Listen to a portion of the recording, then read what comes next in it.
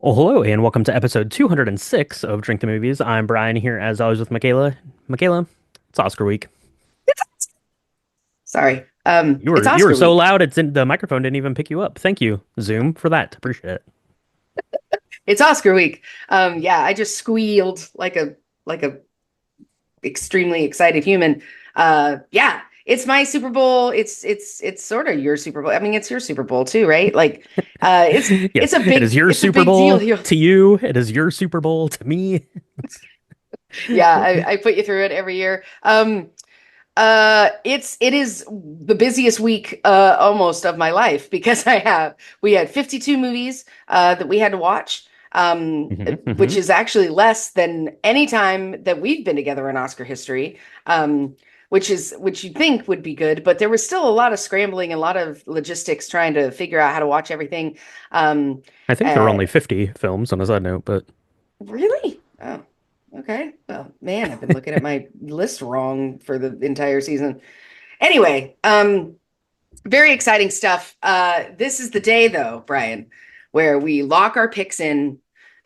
We decide who we're putting our bets against. Just for pride, no prizes here between you and me because I think we're tied. Are we tied for I Drink think the so. I, Movies?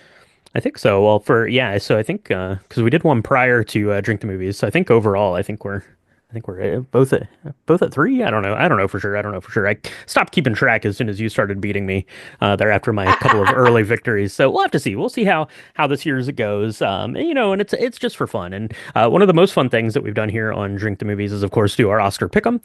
If you're listening to this, there is still time. To get your entries in, they have to be in by 5 p.m. On Oscar Sunday, which is March the 2nd. So 5 p.m. Eastern Standard Time. Get those picks locked in. You can go to drinkthemovies.com. It is the first link up there.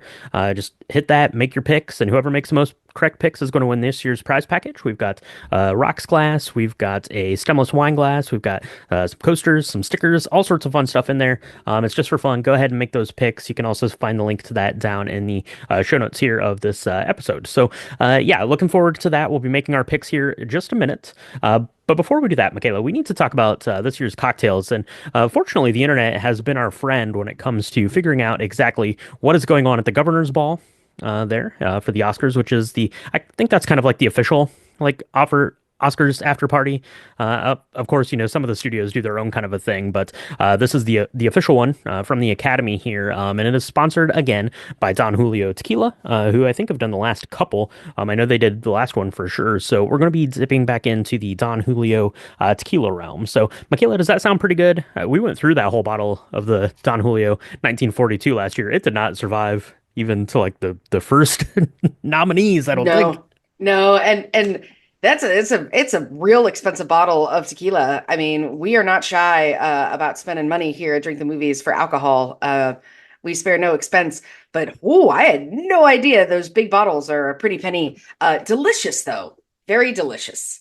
Yeah, and if you're fortunate enough to go to the Oscars, they get like the cute like airplane bottles, but they're still all like tall and slender there, like the bottle of Don Julio 1942, which is what we're going to be talking about first here. What I thought we could do, Michaela, because A, I'm going to be traveling next week, and B, these cocktails take a little bit of time to put together. So I thought we could go ahead and run through making these cocktails today, and then when we do our Oscar, recap of the night, we can talk about having these drinks, Oscar nights, any of the other kind of drinks that we had. Maybe I had something fun on the beach while I was listening to like my favorite podcast talk about the Oscars. I don't know for sure, but let's start with this one here. This is the class act. This one does require Don Julio 1942. As Michaela mentioned, that is an expensive, pricey bottle of tequila. If you don't want to go that route, I would not blame you for sure. So go ahead and just use another like high quality. I would use like an añejo tequila for this because Hmm. there's only a couple of ingredients here, so ingredients really do matter. So use something good. Even if you're not going to go the full boat here for the Don Julio 1942. But this is a milk punch, Michaela. It's crystal clear. It looks beautiful here in the picture. Hopefully ours turns out half as good as this and will be a-okay. But it starts with taking some of that tequila and infusing it with some mint. And I gave you a little jar of that, Michaela. I just took 1 cup of the tequila. I added in, I don't know, about 6 or so mint leaves in there, and I've just let it sit. It's going on about 2 days right now. I think that I would let it go probably like 2 to 3 days, like total. I would start pulling it out because it's going to start breaking down those mint leaves. I wouldn't go any longer than that. But that's what Mm. you're going to need to start your milk punch. So you did give me a cup of this. I smelled it. It smells amazing.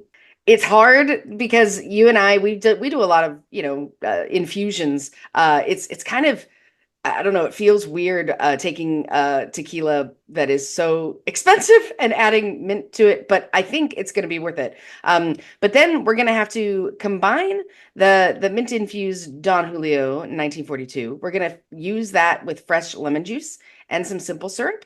Um, Now, the we need to add that mix to the milk in a container and you need to let it sit. That's how you make a milk punch. If you've never made a milk punch, it's actually not hard. It just takes some time to do. And most of the time is in the straining of it so that it gets that really beautiful crystal clear look. Because the idea is that it's going to be creamy like milk and yet crystal clear like water. And the way you do that is the lemon juice kind of reacts to the milk and curdles it. And so, again, you just add these things together, you let it sit for a few hours, and then you're going to strain it. Now, there's a bunch of different ways that you can strain it. You're going to want to use like a coffee strainer, is what I've done in the past.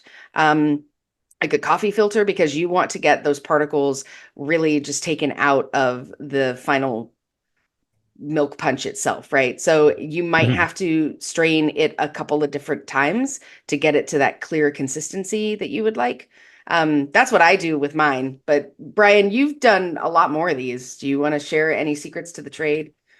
Yeah, let's go through the amounts here of these ingredients, Michaela, with everyone. So into you could use like a mason jar, you could use like a clean glass, you could use like half of your mixing glass, whatever you want to use. Just put it into a glass here, 1.5 ounces of that mint infused tequila, 3/4 of an ounce of freshly squeezed lemon juice, and a half an ounce of simple syrup. So that's it. That's what the cocktail consists of. That's why I want to use a good quality tequila. So go ahead and put that into a glass, and then you're going to add 1/3 of an ounce of milk.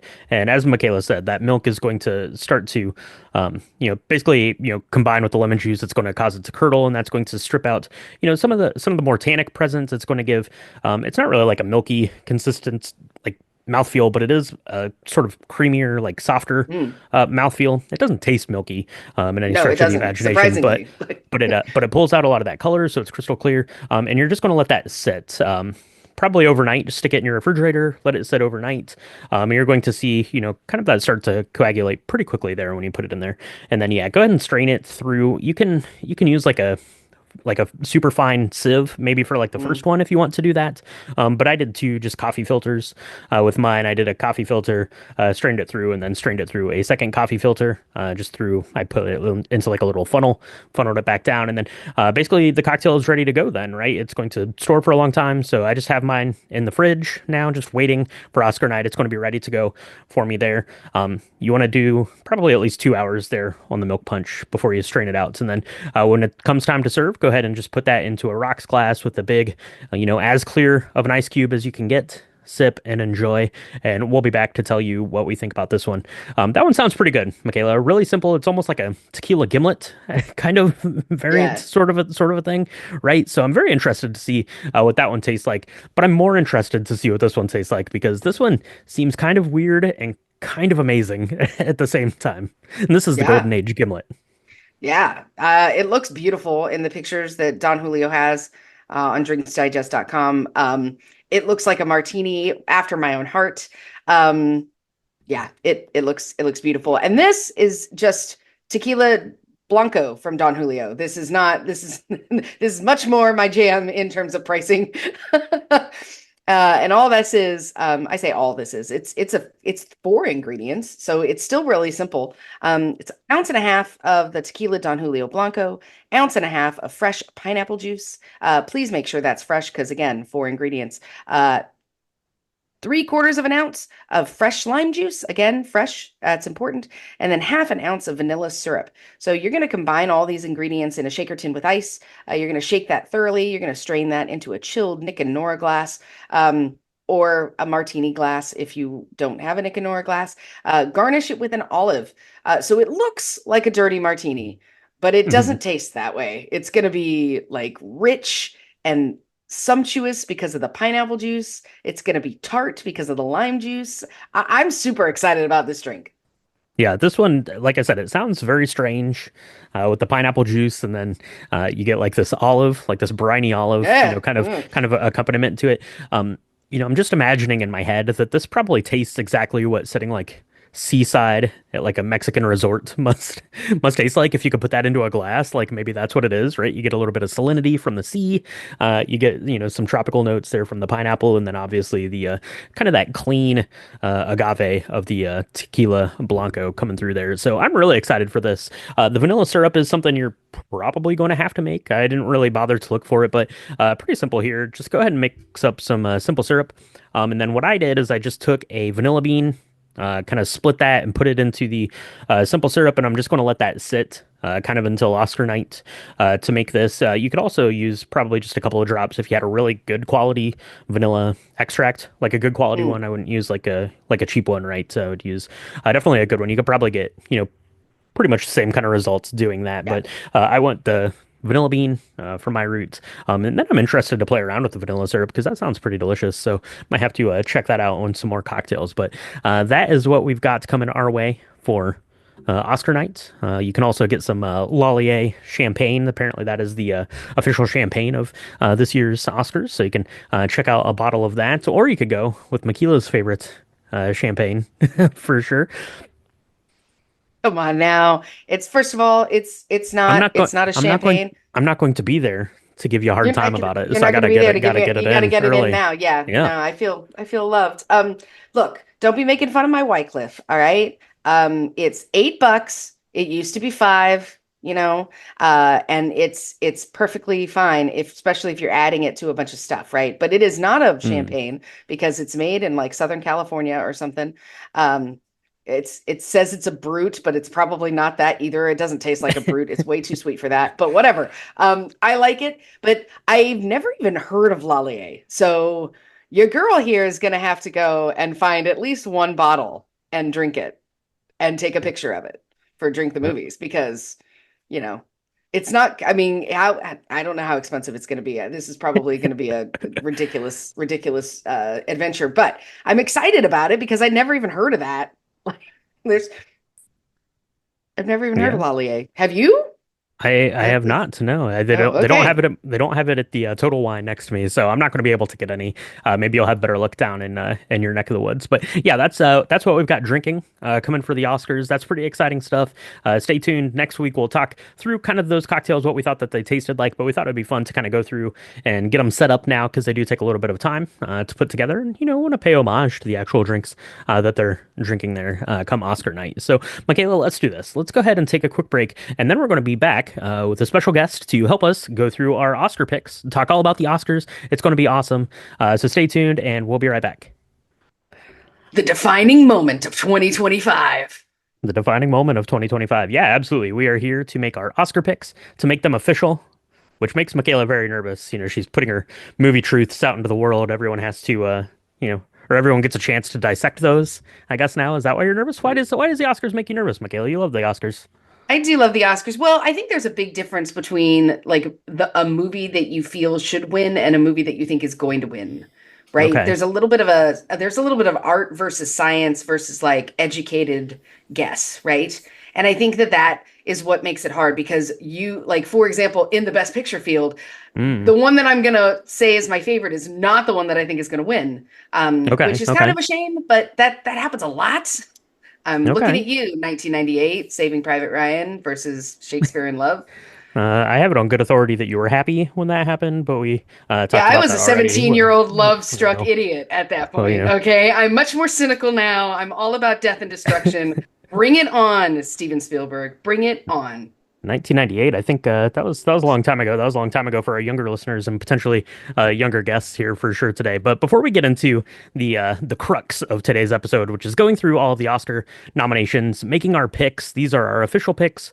More on that here in a second. But before we get to that, we need to introduce our special guest for the Oscar pre-show here. This is a man of many talents, directing, writing, and starring in some fantastic short films for Mayhem Pictures this year.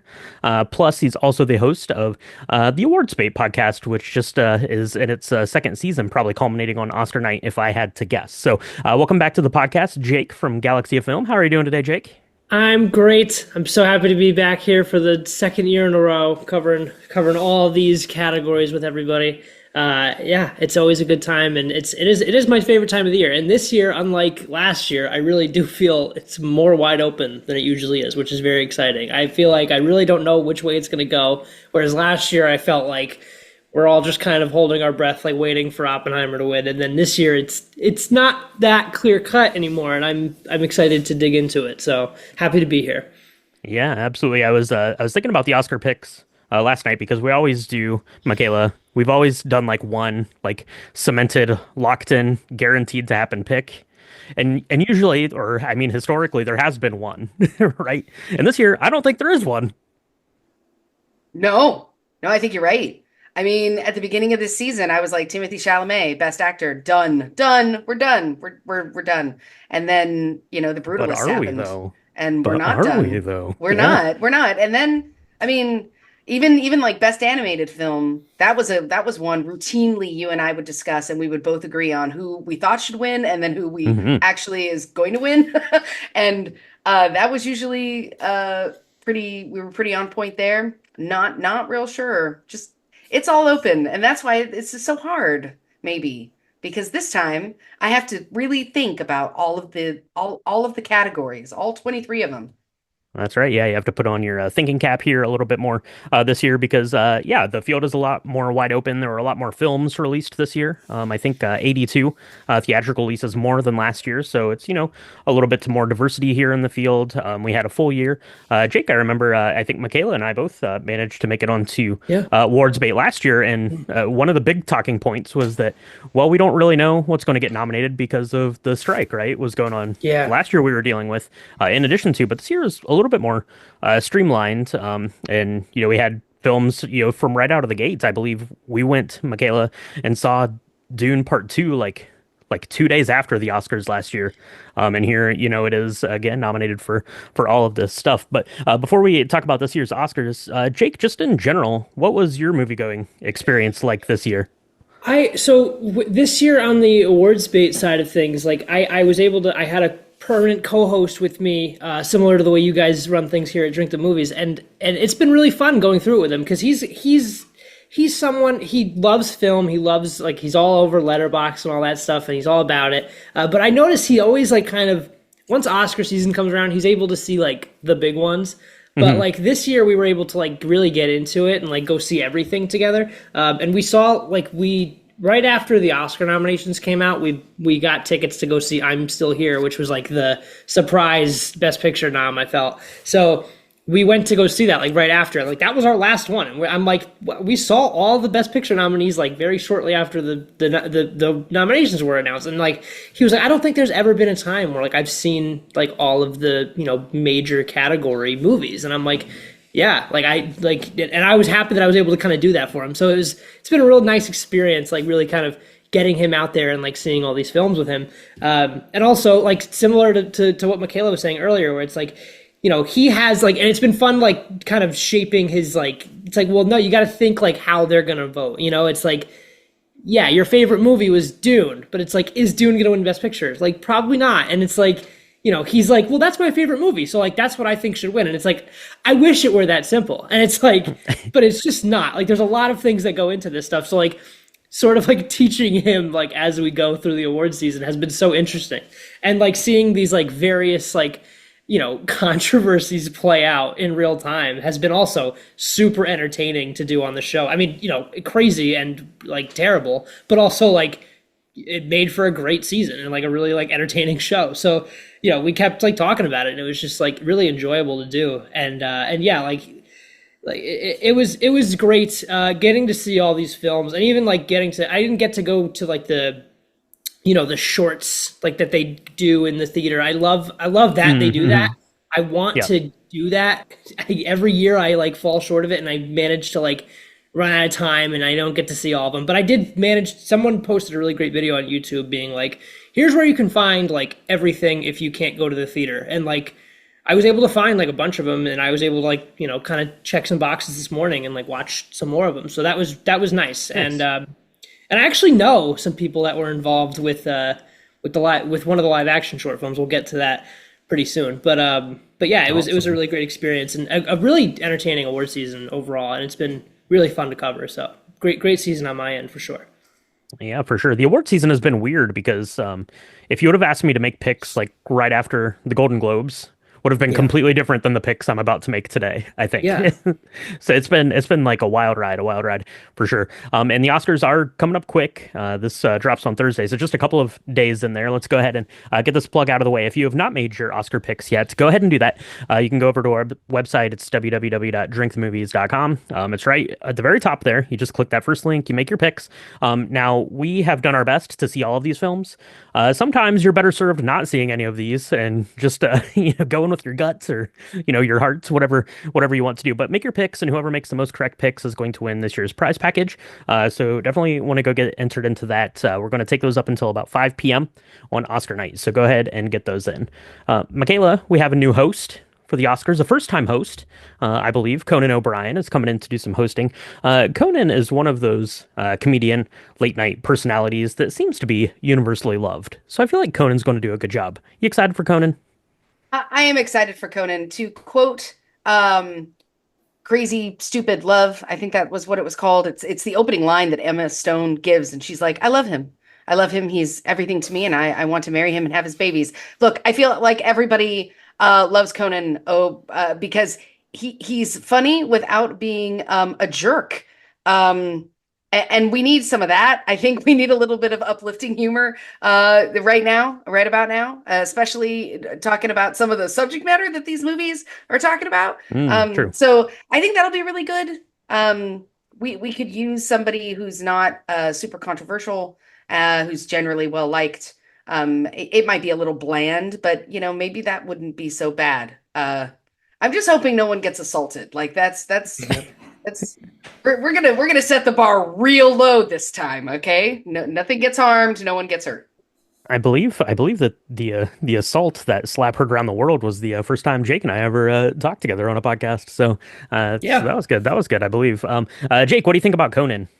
I love Conan. I love his podcast. I like we when actually we drove to North Carolina. I was able to bring my girlfriend and my mayhem team from here in Connecticut to go to North Carolina to do the showcase number 2. And most of my drive was Conan's podcast. So I don't think we knew at Nice. that point if he was hosting. Maybe we did, but either way, he's always been like a favorite of mine. I love his talk show and like his bits that he has, and he's so fun. And I really hope he's able to bring some of that energy to the Oscars. I'm sure he will. I'm sure he has so much fun stuff planned. But yeah, he's just a wholesome guy. Like he's very like not problematic. I think he everything he does like he's able to do it with a laugh, and he's very like I love his kind of he seems like very fun to work for, which is very Hmm. specific and weird. But like every time I hear him talk and like his coworkers and like the people on his podcast like really seem to like love him and like feel comfortable like taking jabs at him and like you hear some of these others like talk show hosts are like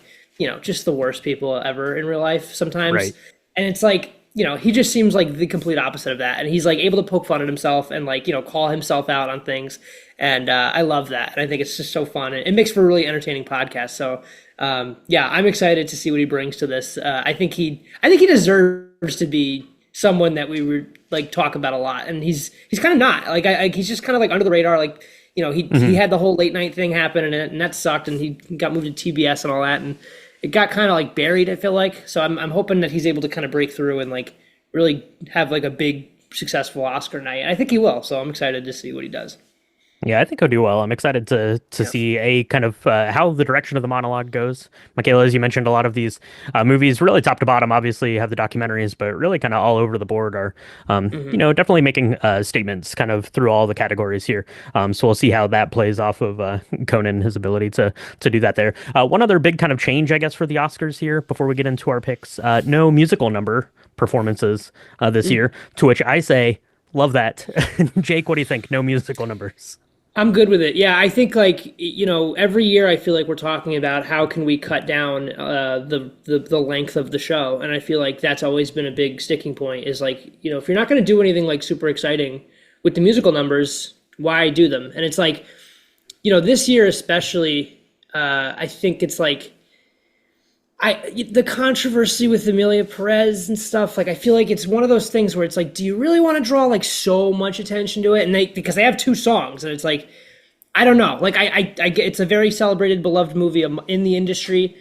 So like I guess you would, but like we all want to see Wicked be performed, and like there are no Right. there are no original songs in Wicked, so it doesn't even make sense to have them performed. But it's like that's what we want, but that's not what we're gonna get potentially. So it's like I'm with it. I definitely think like let's give like everybody time to do their speeches. I always hate when like we get to like 10:50 and like we're on Best Actor, and it's like, all right, like now they're gonna start playing that music as soon as they step foot in front of the microphone. So it's like, Right. What are we doing? So I'm excited. I think it's gonna make for a better show. Arguably my favorite Oscars in the last like 5 years was the year where they had no host, because they were able to like not do all the Right. nonsense bits, and it really just kind of streamlined the whole thing and made it like we were able to be in and out, and I appreciated that one. But I do think it's for the best. It'll suck, like those are entertaining sometimes, but like I think it's probably the right move. Yeah, because you look at the musical numbers, and that's been like a weird thing over the course of the last couple Yeah. of years. Like we had an Encanto song performed that wasn't even nominated Right. for And what was the that all Academy about? You know Award. what that was? That was, hey, I don't know which one of these I'm gonna pick. And then when we don't talk about Bruno, like blew up, they were like, oh man, Yeah. we messed that one up. It Let's was still the wrong perform it Encanto song. anyway. Yeah. Yeah. Oh, okay, no, let's not perform it because, in my opinion, the song was horrible and and the other one was so much better. Yeah. Yeah, no, I agree. It's been, I don't know, it's tough because like there are iconic moments that came from the songs, right? Yeah. There was that palpable moment with Shallow between Oh Mm. yeah. Lady Gaga and oh Bradley my Cooper. gosh, Bradley Cooper. Thank you. I'm like, I was gonna say his acting name, but yeah, that was amazing. There was a moment where like Antonio Banderas came out and sang a song, and then when it won for best song, the actual singer who was not allowed to perform it came out and sang it Mm. again as his thank you speech. Like that was 5, 10 years ago. I mean, there are some really great moments, but at the same time, um, I would much rather hear the folks that are winning. And you're right, Jake. At the end of these, it's like we got 6 awards, we got 10 minutes to get through, and so Yeah. you got the people who are at the very beginning of this award ceremony able to talk about their children and grandchildren's and Yeah. like the squirrels that are in their backyard that they're excited about seeing or whatever. And the people who win the movie are like, yeah, we can't even do a moment of silence for the Titanic because everybody's losing their mind because we're missing the evening news, right? Like, Yeah. um, so it's a means to an end. I'm not sad about it this time because, like you said, two of the songs would be Amelia Perez. I've seen it twice. I'm good. I'm good for a Yeah. minute. Yeah, Yeah. for sure. Now the statement put out by the Academy does make me actually interested in it, and I think it's a much better way to go. We'll see how it plays out come Oscar night, but they've said that they're going to present them more as kind of a background, like almost like a more like documentary kind of a thing, like they've been doing over the last couple of years in terms of like the wardrobe awards and things like that, where you're Mm. getting to see like an actual look of those things, being crafted and stuff like that. So I think if they do that, it could be really really well done because we're going to get those songs played, throughout the course of the evening. I'm sure they'll be Yeah. playing, some version of them, like on the red carpet and things like that. So I think that they get plenty of time to shine there. And like I said, you don't even always have the people performing them. So it's been very inconsistent. So I think it's better to just scrap it, try something different, see if that helps, snug up that runtime a little bit. So I'm okay with it. We'll see how we feel about it come Oscar night. But with that, Jake, Michaela, it is time. Jake, you already submitted your your Mhm. choices. If you want to make any changes, I guess since you submitted them early, we'll let you do that. But Michaela, you and I are locking these in. Now there are a couple of caveats. I believe there are four films that we have not seen. Two of those we will see this week. We're going to be seeing No Other Land and I'm Still Here, which is a big error in our not seeing yet. But we got tickets, so we wanted to see it together. So we're seeing that later this week. So if either of those come into play over the course of the week, we didn't see those, and we also didn't, and I didn't see one of the short documentaries. Death by Numbers, or the Porcelain War, the other documentary. Neither of those were available to be seen. I think, Michaela, you were in the same boat as me in terms of Yes. those.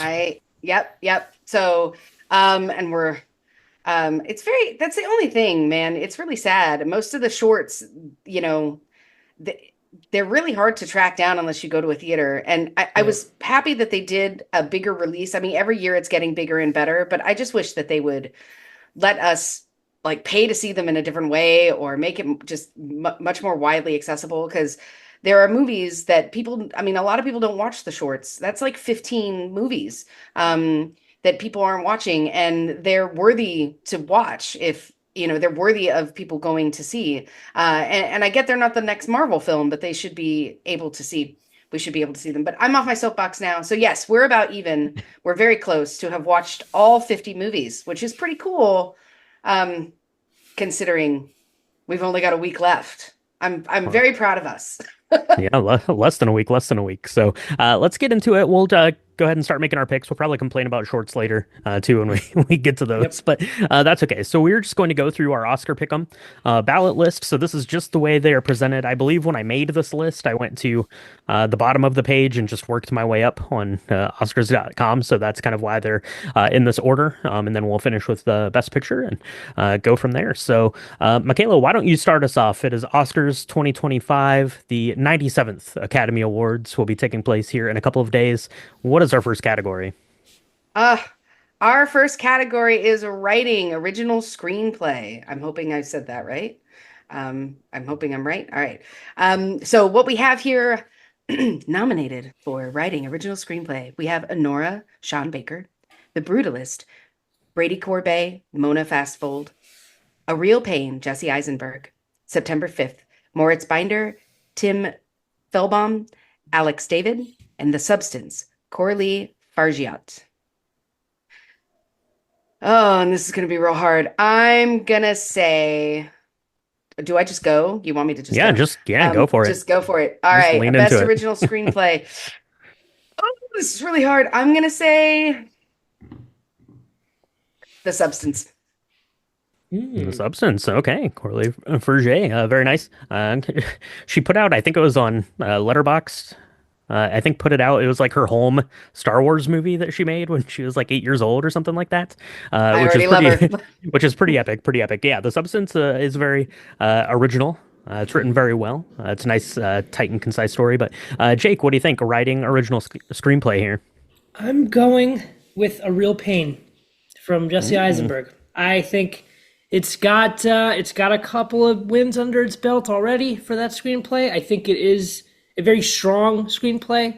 I'd be happy to see Jesse Eisenberg take home some award for this film because it is a very personal experience for him, and also Kieran Culkin's going to have all the fun. So it's Jesse Eisenberg's movie. So I would love to see him be awarded for that.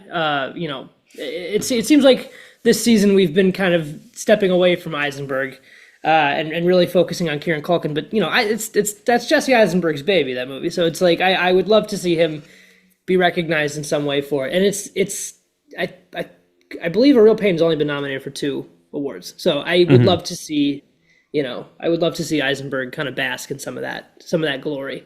So that's my pick. I would love to see Jesse Eisenberg up there accept an award. Excellent, excellent. I want to give a quick shout here to September the 5th, Hmm. which is a really well-made film. Really, really great screenplay. The writing is nice and tight. It's a good story. It's worth revisiting, and the way that they told it was really good. And this is the case of a film that I only watched or heard of because it was nominated for an Oscar. So I wanted to give a special shout to September 5th. That being said, Honora Sean Baker is going to get my pick here in this category Yeah. for original screenplay in the writing category, and I'm sure we'll talk about Honora more because it got nominated for a lot of stuff. Jake, take away The next category, please. Next category is writing for the adapted screenplay. So our nominees here are A Complete Unknown from James Mangold and Jay Cox, Conclave from Peter Strawn, Amelia Perez from Jack Odiard, Thomas Bigain, Leah Missus, and Nicholas Livecci. Nickel Boys from Ramel Ross and Jocelyn Barnes, Sing Sing from Clint Bentley, Greg Quidar, Clint Bentley, couple times there, Clarence Macklin, and John Divine G. Whitfield. My pick in this category is actually going to be Conclave from Peter Strawn. Conclave is one that I really want to revisit because I don't know if I appreciated it enough when I first saw it, but it's one that's been in my mind for ever since I saw it. And I liked it when I saw it, but I think if I give it another whirl, I'll really come to love it. But yeah, I think the writing in that film was just top notch, and I would love to see that awarded. But yeah, shout out to Nickel Boys too, because that's a fantastic movie. But my pick here is Conclave.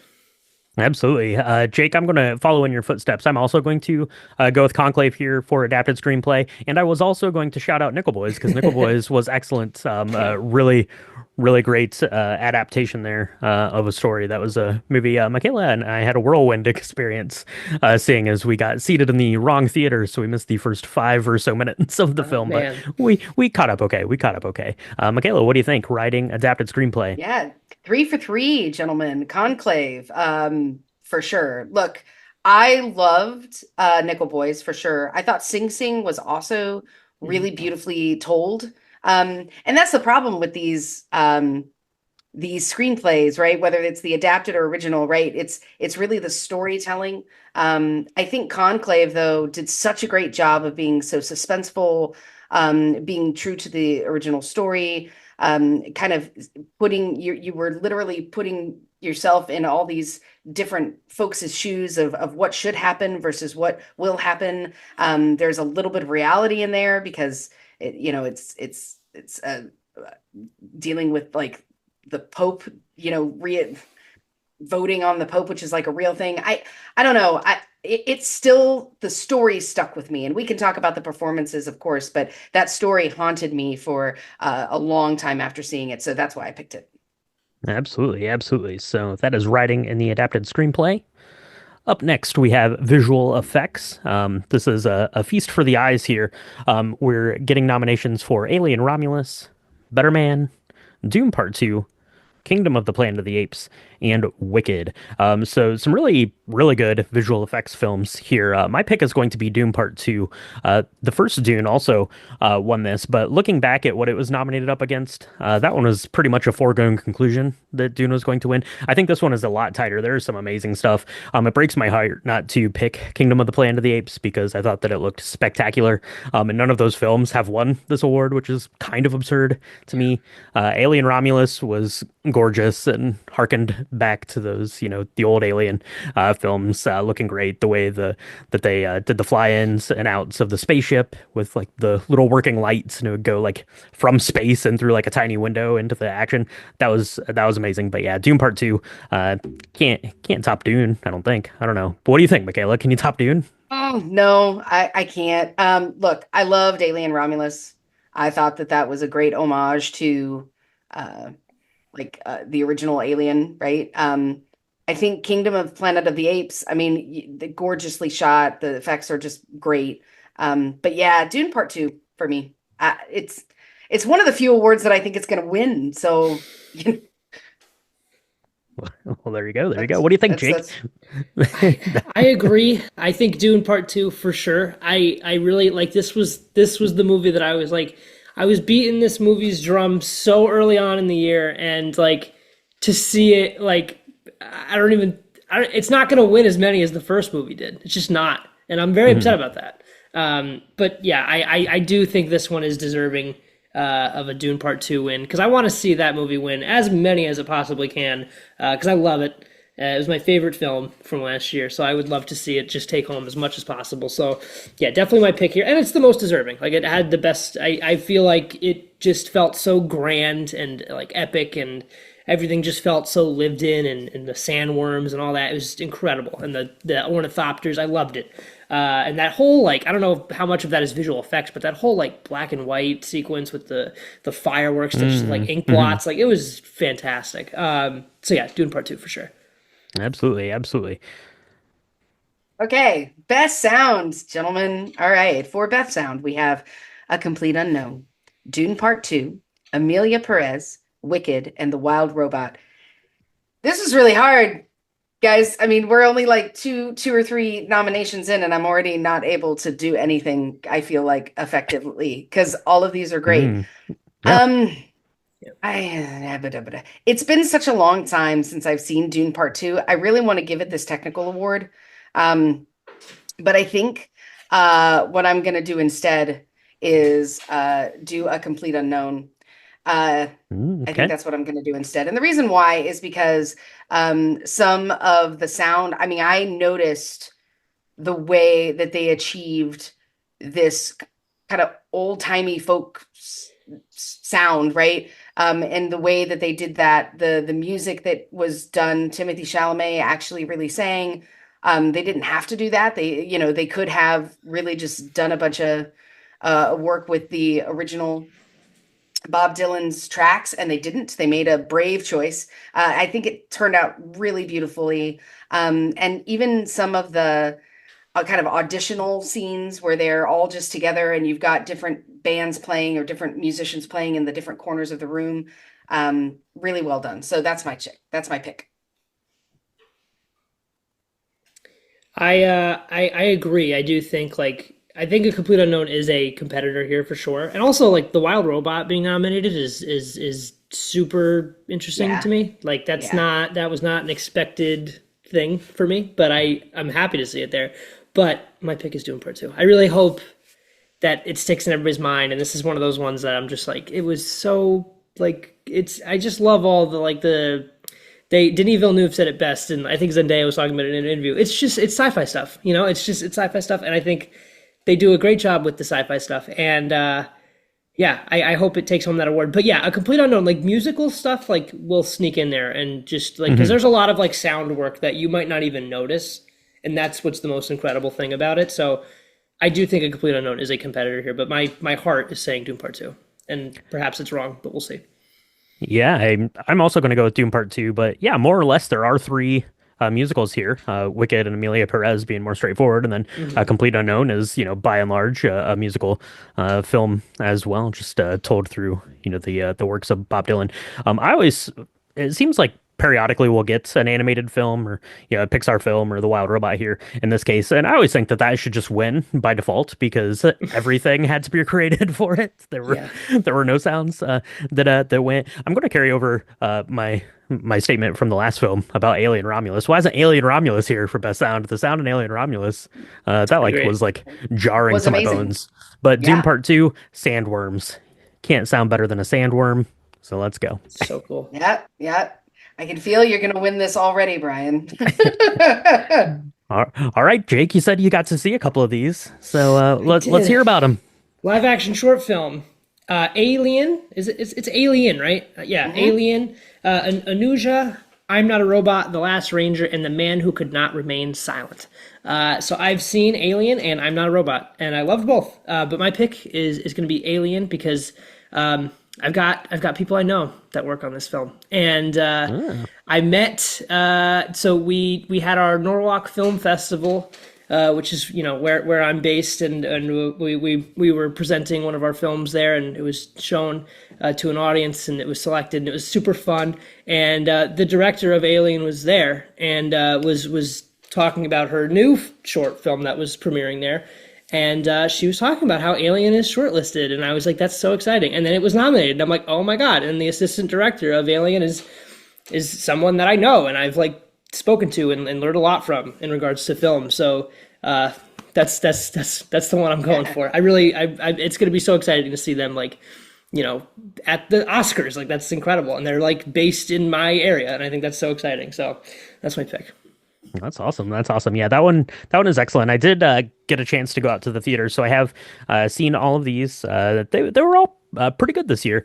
I think that my pick is going to be, man, I don't know. Alien is very good. It's very timely. Yeah. It's very important stuff. It's really well made. So I love that. A New Hot also has a lot of buzz. And The Last Ranger was one that I liked a lot. It's talking kind of about the poaching trade and stuff like that. A film out of South Africa. But I'm gonna go here. I'm gonna hop on the Connecticut bandwagon and Oh, go with nice. Alien as well. Yeah, Nice. same, Brian. So, the thing about these, again, and this is why I get on my soapbox about the shorts, right? Um, People aren't going to see these unless we make it really easy for them to go watch. Yeah. And that film, is so important. All of them are amazing films for sure, but I think for this year, for this time, uh, in America, people need to watch, well, anywhere all over the world needs to see this. I mean, I remember my son's father is an immigrant from Mhm. England, right? So I remember going to the meeting where he had to go be interviewed, and I gotta say, I was never worried that this would happen. And Yeah. that's what it's about. Like the anxiety of it and what happens during it. It's very timely. It's something that's really important. So, and that for me, something that changes your paradigm or educates you, especially to something that you should care about, that maybe you were ignorant to before, is really one of the things that short films do better than any of the other mediums out there. So, I hope that we're all able to congratulate your friend, because it's a triumph in Same. filmmaking in all ways anyway. But I would really love to see it win. Mhm. Yeah, absolutely, absolutely. Exciting. So let's see. Moving on, we've got production design. This is going to be another very tough category here. Let's see. We've got nominations for The Brutalist, Conclave, Doom Part 2, Nosferatu, and Wicked. So production design, really, really great in these very competitive on the technical categories, I think, this year. But Michaela, I told you a number last week. Do you remember what it was? It was something like 3.2 million or Uh, it something. was it was 9 million was how many 9 million. tulips they planted in Munchkin Yep. Land. Wicked production design. Wicked. There you go. Yeah. I 100% agree, Jake. I know you're probably going to talk about Dune, and that's cool. But the thing about Wicked, man, is I wanted to not love it, in so many ways, because it was either going to be amazing or it was going to be awful. I Mhm. felt like it was just, and gosh darn it, they created this entire universe in Dune. I felt was amazing as well, for the same reason, but it just didn't. Um, it didn't have the same effect on me as Wicked did, and it did things that I never would have thought to. In the library scene is just insane. So Yeah. yeah, so I agree. Wicked. Yeah. I love Doom Part 2. I love it. But, and also, I'm very happy to see Nosferatu here as well. But Yep. yeah, it's Oh for yeah. sure Wicked. It's for sure Wicked. One of my favorite bits on this season of Awards Bait was my co-host, like, refusing, same as you, Michaela, really kind of like, what are we doing? Like, this is part one and it's 3 hours. Like, what is this? Like, this is crazy. I don't want to see this. And then over our like extended holiday, um, like during Christmas and Thanksgiving and all that, I see his letterbox and he saw Wicked and he had refused on the show. I'm not watching it. I think it's ridiculous. Part one, it's a musical. It's 3 hours. No. And then he comes on as soon as we return from our holiday. I'm like, so I saw your letterbox and I saw that you checked out Wicked and you didn't give it like a 1 star. Like you went up there a little bit. And he's like, yeah, I liked it. And he's just like, it was good. It won me over. What can I say? Yeah. And he's like, and I think if I rewatch it, I'm gonna like it even more. And I'm like, that's right. And then he was actually beating the drum for the production design before I did. He's like, dude, like that stuff is all practical. Like it's incredible. And I'm like, Yeah. you're right. So that's my pick as well. I think Wicked is probably gonna snag this one. Yeah, for sure. They built that train. Come on, Yeah, Wicked, get out of amazing. here. It's ridiculous that they did all that. Yeah. Yeah. All right. Is it me? It's me. All right. For the next category, we have music original song. El Mal from Amelia Perez. The Journey from the 6888. Like a Bird from Sing Sing. Mi Camino from Amelia Perez, Never Too Late. Elton John, Never Too Late. This was really hard because I didn't love any of these. I don't think. I think my favorite was Like a Bird. It makes me really sad because look, Elton John and Brandy Carlisle teamed up together to do Never Too Late, and I want to love it. Um, yeah, yeah, I don't know. Can I? I'm gonna have to pick this minute, and I'm gonna Yeah, probably get it wrong. All right, we're gonna pick Never Too Late. I think it's gonna win, not because it's my favorite, but because it's gonna win. So, because it's Elton John. Okay, well, it's there Elton you go. John. I Elton mean, John.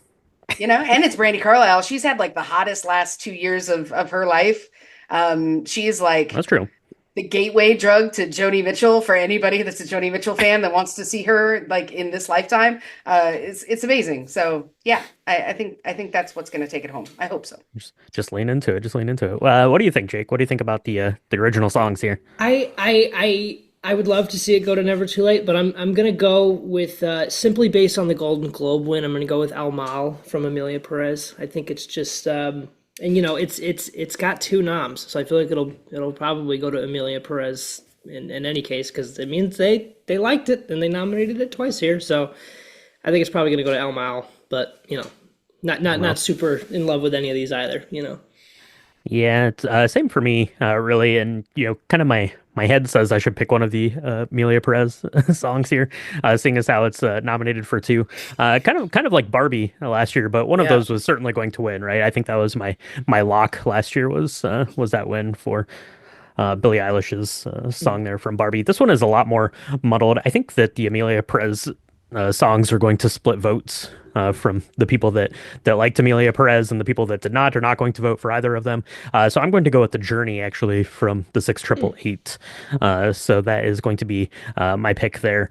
Yeah, none of these really stood out to me as like clear home runs. Usually you get one in the Oscars. One of the original songs usually is like a cut and dry, but not this year. So Journey for me.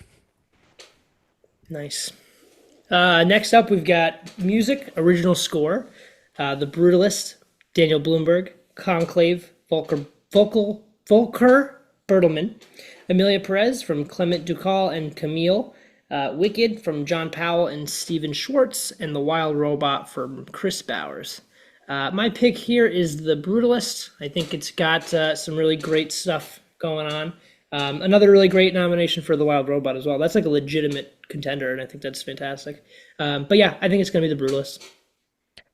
Yeah, I'm kind of split here between The Brutalist and Conclave. Both of those scores do kind of similar things, is that this kind of visceral like world building tone, I guess, more so than thinking of like an actual like orchestrated sort of a thing that you get from Chris Bowers' The Wild Robot, which is absolutely spectacular and should win. I want it to win in my heart, Yeah.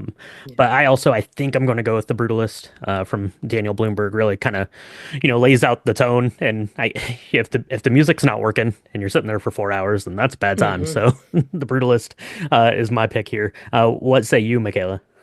I'm right there with you, Brian. I want Wild Robot to win every award there is because I think it's the best animated film of the year, hands down. I'm pretty bold in that thought, but I do not think it will win.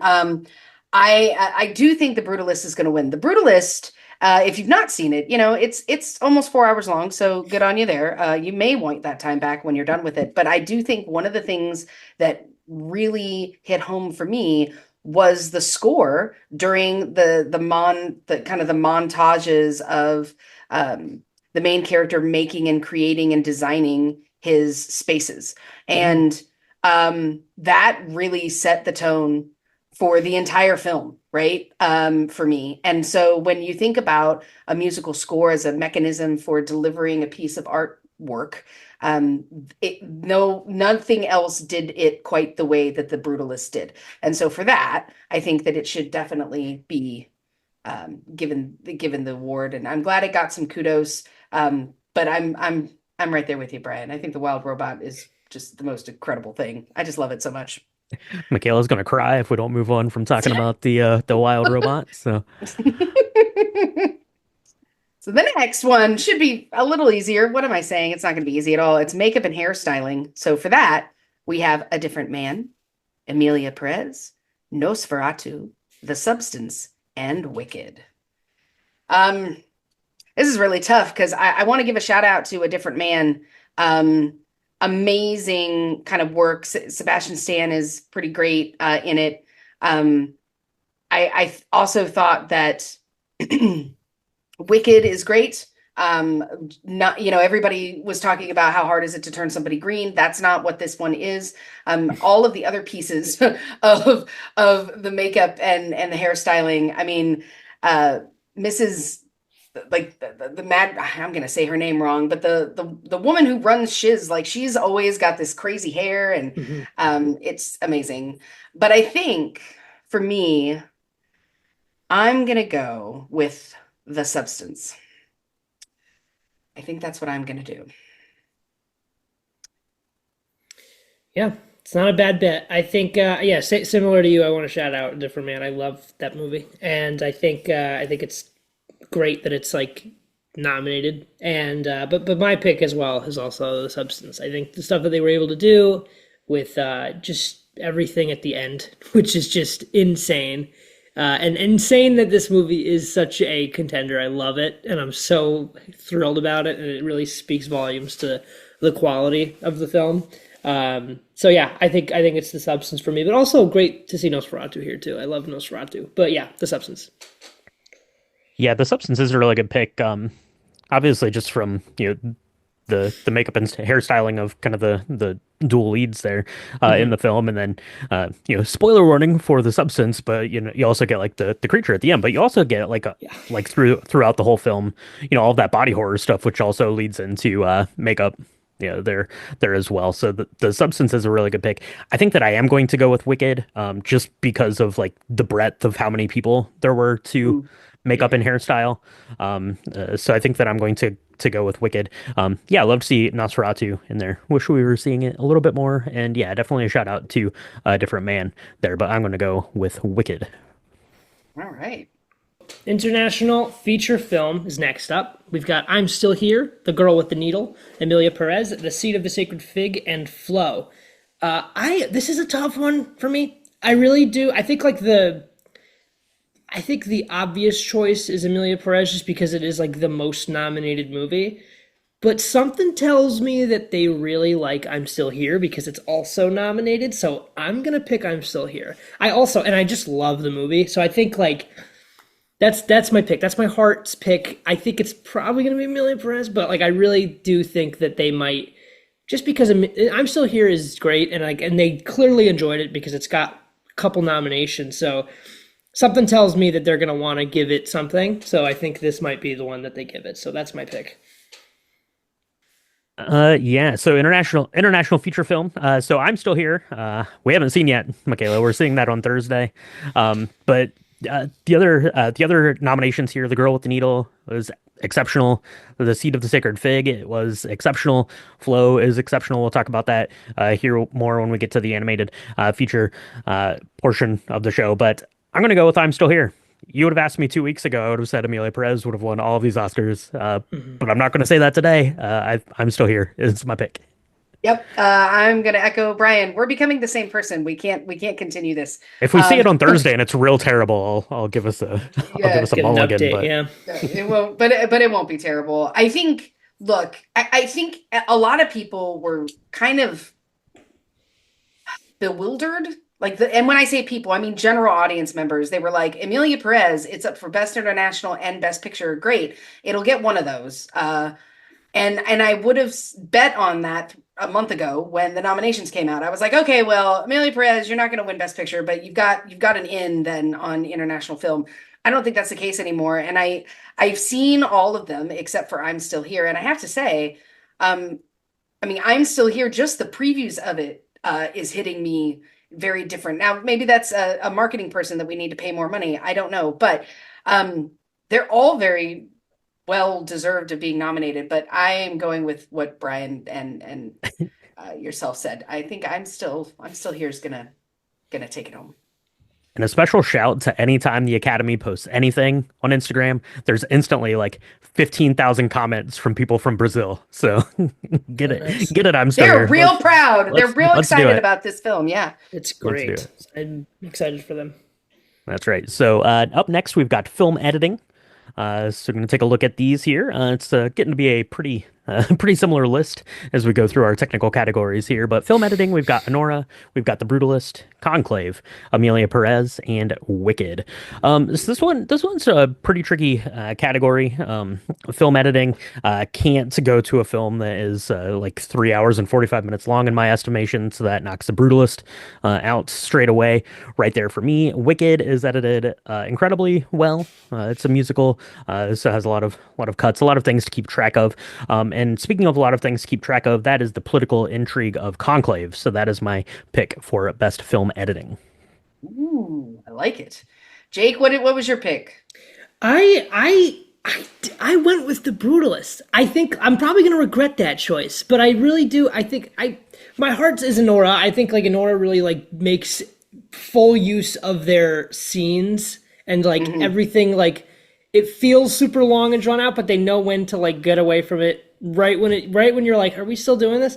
And I think that's brilliant, and it really speaks to the editing. But something with the brutalist for me, I really enjoyed the brutalist, and I think like the pacing of it like I felt Killers of the Flower Moon is my comp here, where it's Hmm. like just because of the same runtime, it's like Right, right. Killers of the Flower Moon for me really was a slog. Like I like the movie, but like I was like I this is hard to watch, Yeah. and like the Brutalist just wasn't like that. I think maybe it was the intermission, but like something about it. And I think it might come down to the editing, where it's like it doesn't it feels its length, but like you're never like, all right, when are we out? Like when are we wrapping this up? Like I can't believe we still have an hour. Oh my god.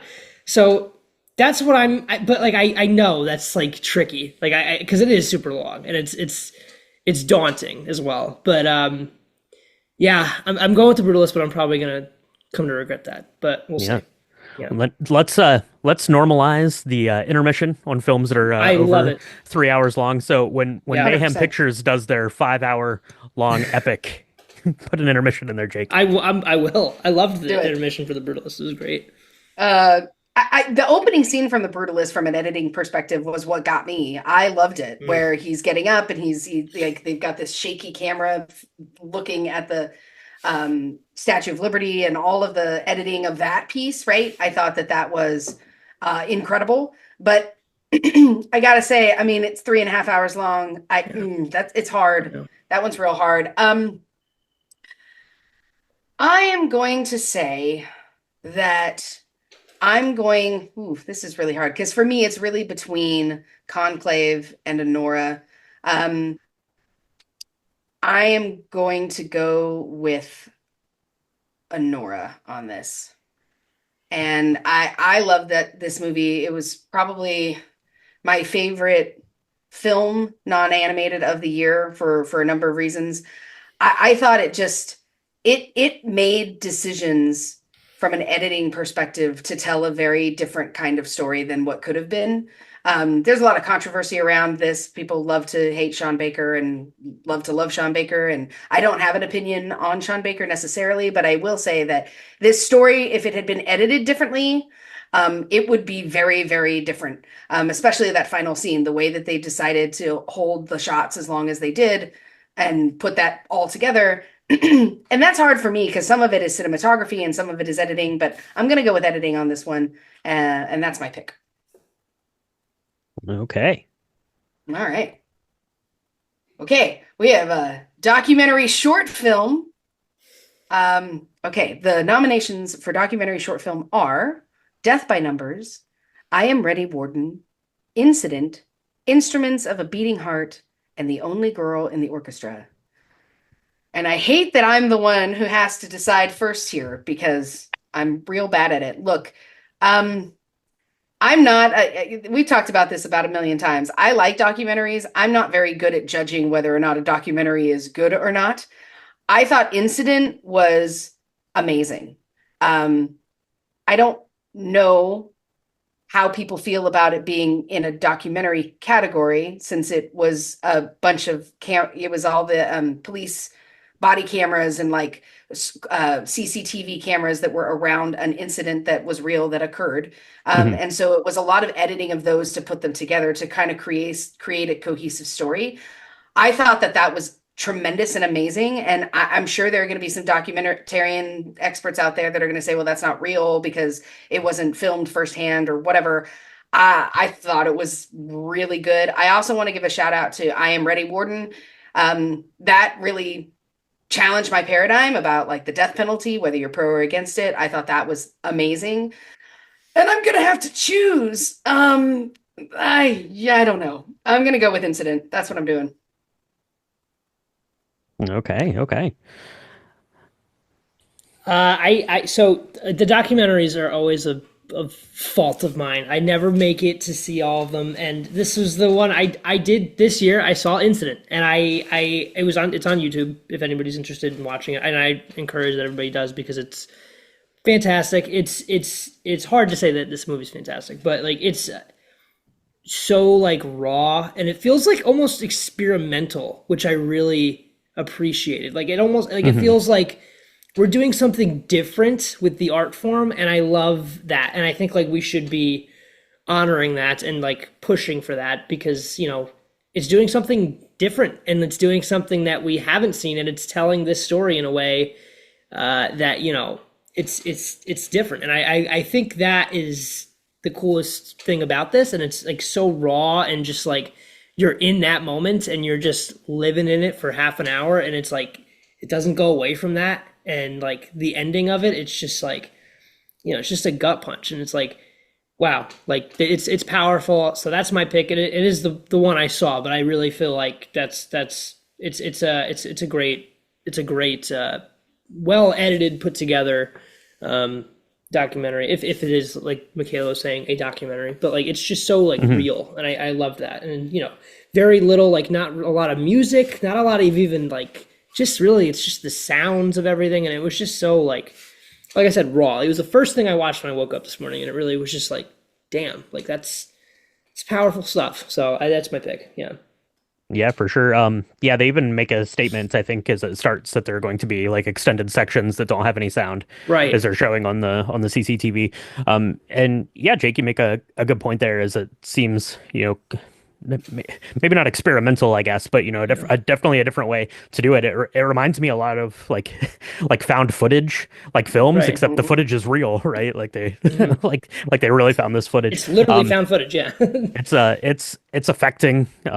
It also is timely. A lot of times the documentary shorts, I like to go with a little bit of a warmer hearted tale Yeah. to go with, just for a little bit of a change up. And these were all pretty good. I think I'm also going to go with Incident. I'm Ready Warden was also really good. Haven't had a chance to see Death by Numbers. That was one of the two that I'm not going to be able to see, I don't think, by Oscar night. So yeah, Incident there.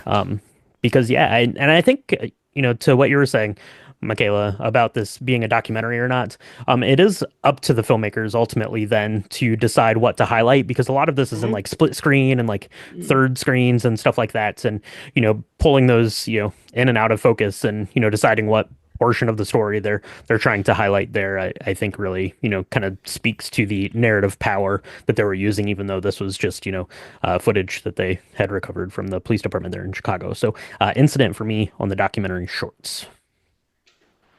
And that leaves us with the big long ones then, the documentary feature films. So hopefully we've had a chance to see some of these out there. But this year the feature documentaries are Black Box Diaries, No Other Land, Porcelain War, Soundtrack to a Coup d'etat, and Sugarcane. Uh, these documentaries this year were all pretty good. None of them grabbed me in any sort of sense. Um, but I have a feeling that the one that I haven't been able to see, that I don't think I'm going to be able to see, that literally I don't think I ever even had a chance to see. Like I don't think it was even ever showing at our local independent picture house here.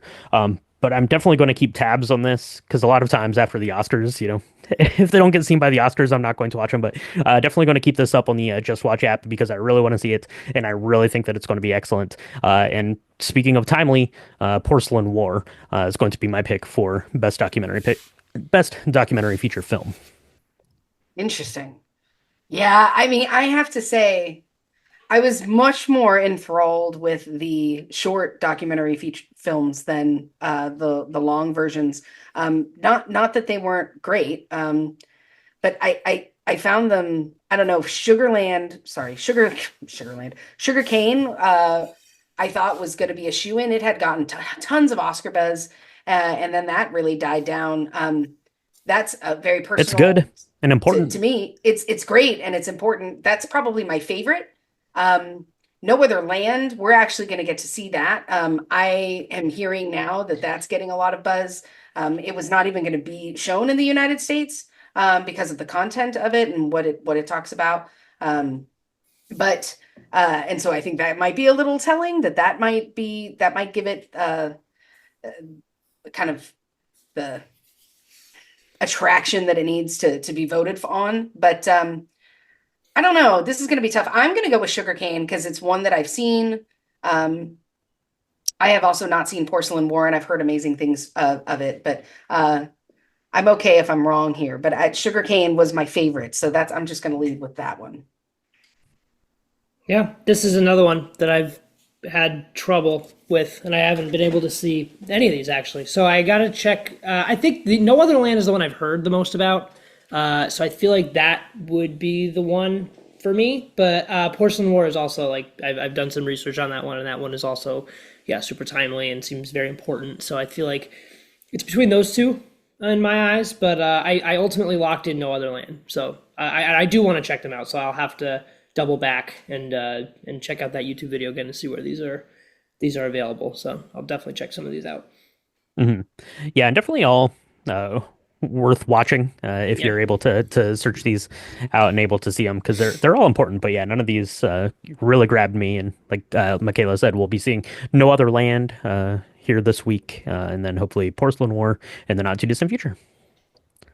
Yeah, I reserve the right if I see it and it knocks me out, I'll change mine at the last minute. But I'm gonna go with that. All right. So for the next one, we have Best Director. The nominees are Honora, Sean Baker, The Brutalist, Brady Corbet, A Complete Unknown, James Mangold, Amelia Perez, Jacques Audiard, and The Substance, Coralie Fargiat. Oh, this is hard. Why is it I have to decide all the hard ones? Gosh. Um, They're all this is hard really this year. hard. They're all hard. Yikes. I am gonna probably say I'm gonna give this one to The Brutalist, I think. Um, I feel, and I think I've said this just a few minutes ago, The Brutalist felt to me like it was a movie that was made for the Oscars. It was just made to win an Oscar. That's not a bad thing. That's not a bad thing. Like every year there's always the front runner that's like a super like long, I mean, like you said it before, Jake, right? Like Killers of the Flower Moon. I mean, it's gorgeously shot, it's gorgeously done, it's beautifully acted, the story is compelling, all of those things. Um, I'm gonna pick The Brutalist. That's what I'm gonna say. Okay. What do you think, Jake? As I as director yourself. oh why? I think I think I'm also gonna go with Brady Corbet. I think I think a lot of the times with the Oscars, you see a split happen where they decide ultimately, oh, we really liked this movie, but we're not going to give it Best Picture. Not to spoil my picks, but Hmm. I think Brady Corbet getting Best Director is its kind of consolation prize. So I feel like they want to award The Brutalist a big win, and I think Best Director is a big win. So I feel like that would be my pick. I feel like The Brutalist is, we've been talking about how, daunting and huge and epic this film is and how long it is and all that stuff. And that's really got to be like helmed very strongly. So I feel like that a lot of that is attributed to Brady Corbet's direction. And I feel like, it was one of the best directed. So I feel like why not award him? So that would be my pick. But I do think Sean Baker is a real threat to Yeah. that win. So, but I'm going to go with Brady Corbet just because I think they're going to kind of split it and give Brady Corbet something. So I feel like that would be my pick. Yeah, speaking of threats, I'm going for the threat. Sean Baker. Nora is what I'm taking here for Best Director. I would love for poorly for Jay to win for the substance. That would be amazing and be Yeah, it very, sure would. very warranted. I don't think that's going to be the case. Would be happy to be wrong, but yeah, Sean Baker for Anora is my pick for best director. For best costume design, that is our next category. We've got A Complete Unknown, Conclave, Gladiator 2, Nosferatu, and Wicked. This is a difficult one for me. I'm just going with I really don't know much about like what goes into really tremendous costume design. So I'm just gonna go with the thing where I feel like, hey, it period accurate. Everybody looks really good in what they were wearing, and that's Nosferatu for me. I feel like everybody really, had a period accurate. Everybody looked great, and I loved everything, every outfit everybody was wearing. So I feel like that would be my pick. But I do think like didn't A Complete Unknown randomly win this somewhere else? So I feel like that's another one where Mm-hmm. I'm like, I need to like pay more attention to Complete Unknown and see like what they were doing there. But I think yeah, period accuracy. I guess Bob Dylan does have some pretty cool outfits and stuff that they might have recreated. So maybe that's what goes into it. But for me, I'm going with my heart here, which is Nosferatu because I really enjoyed it and I'm happy to see it here. Nosferatu, nice. Let's see. So, costume design for me, I'm inclined to go with Wicked. I mentioned all the people that they were doing hair and makeup for in that film, and then just the lushness of the colors and the fabrics and the detailing of your Munchkin Land citizens to your Ozians to people at the Emerald City and things like there is pretty spectacular stuff. I think Conclave also is a really good pick here. You think about like a Cardinals robes and you don't think much about them until you get up close looks at them and how detailed they are and how incredible they are and how many of those they had to make for this whole conclave that they're putting on there at the Vatican. So that I think is probably a good pick too, but I'm going to go with Wicked. I just think that it was too much. They 9 million tulips and 9 million yards of fabric bolts being used there in that one. Mostly pink, by the way. A lot of Pink pink, and a lot of green. pink, A a lot lot of of, lot pink, of. a lot of green, I a lot of agree gold. with you, Brian. I do think, look, Nosferatu, I feel bad because I want it to get some sort of award because it was such a greatly made film. Um, I do think that um, in all of these, though, there was only one film out of the nominations that created its own universe that wasn't that could have done anything, right? And that's one of the things that I've learned with this particular category in the past because Everything Everywhere All at Once won. Verse, because they were able to do such crazy things, and creating its own universe with Wicked is probably the thing that's going to get it there. So that's my pick. All right, and that gets us to a big one here because there are some impressive looking films this year for sure, and I think that any of these are going to be warranted of the win. But for best cinematography, we have nominations for The Brutalist, Dune Part Two, Amelia Perez, Maria, and Nosferatu. Um, Nosferatu should win this, but it's not going to. The Brutalist is going to win this, I think. Um, Watch Maria. That also is a very long slog, but that is a stunning to look at film. I don't know if either of you have had a Oh chance. I think yeah. I think I heard you talking about it, Jake, over on your podcast. It's spectacular looking. Amelia Perez, love it or hate it, it does look pretty good, especially through the musical bits. As that camera is kind of moving through there. Doom Part Two is sweeping and epic, but it already won cinematography for Doom Part One. I don't think that it really did much to differentiate here in this installment, and especially when they announced Dune Part Three or whatever the third installment of that's going to be, they can go ahead and hold off on giving that anymore. So Nosferatu should win. The Brutalist will win. That's my stance there on that. What do you think, Michaela? I agree. I agree. Brutalist, I mean, I think that it's going to win some big chunks of some of the top, 4 or 5, categories, and this is going to be one of them. But it's a shame if Nosferatu wins, I will be so happy to be wrong in this one because I thought that was a triumph of cinematography. Yeah, you guys are probably right. I think it's probably going to go to the Brutalist. but yeah, similarly, I think Nosferatu is incredible looking. But damn it, I locked in Dune Part Two. I want it. I don't. I it's my favorite looking movie. I love it, and it's so good. And I hope it does win. But you guys are throwing in some good logic. I really do think it did win first time, and it's not doing much different. But I want it. But I do think I would not be mad if The Brutalists won either. I think it probably will. But yeah, Maria, fantastic movie, and I think like her performance is also incredible. I wish this is Pablo Larraín, right? I wish his Mhm. films were able to level up more because like I've been watching him since Jackie, Spencer, Maria. Like I love them all, and I think this is like a really fun little like trilogy that he's made. Mhm. But like I want him to like do something new and like because I think he's got what it takes. Like and I want to see him like level up because I love his films and I really wish they get more attention because he's done some great stuff and I really like am championing that guy because I think particularly Spencer. I was really upset that that didn't get celebrated more. But Maria's really good. Yeah, check it out. It's on Netflix if you haven't. But yeah, I want Dune Part Two, but it's probably gonna be The Brutalist.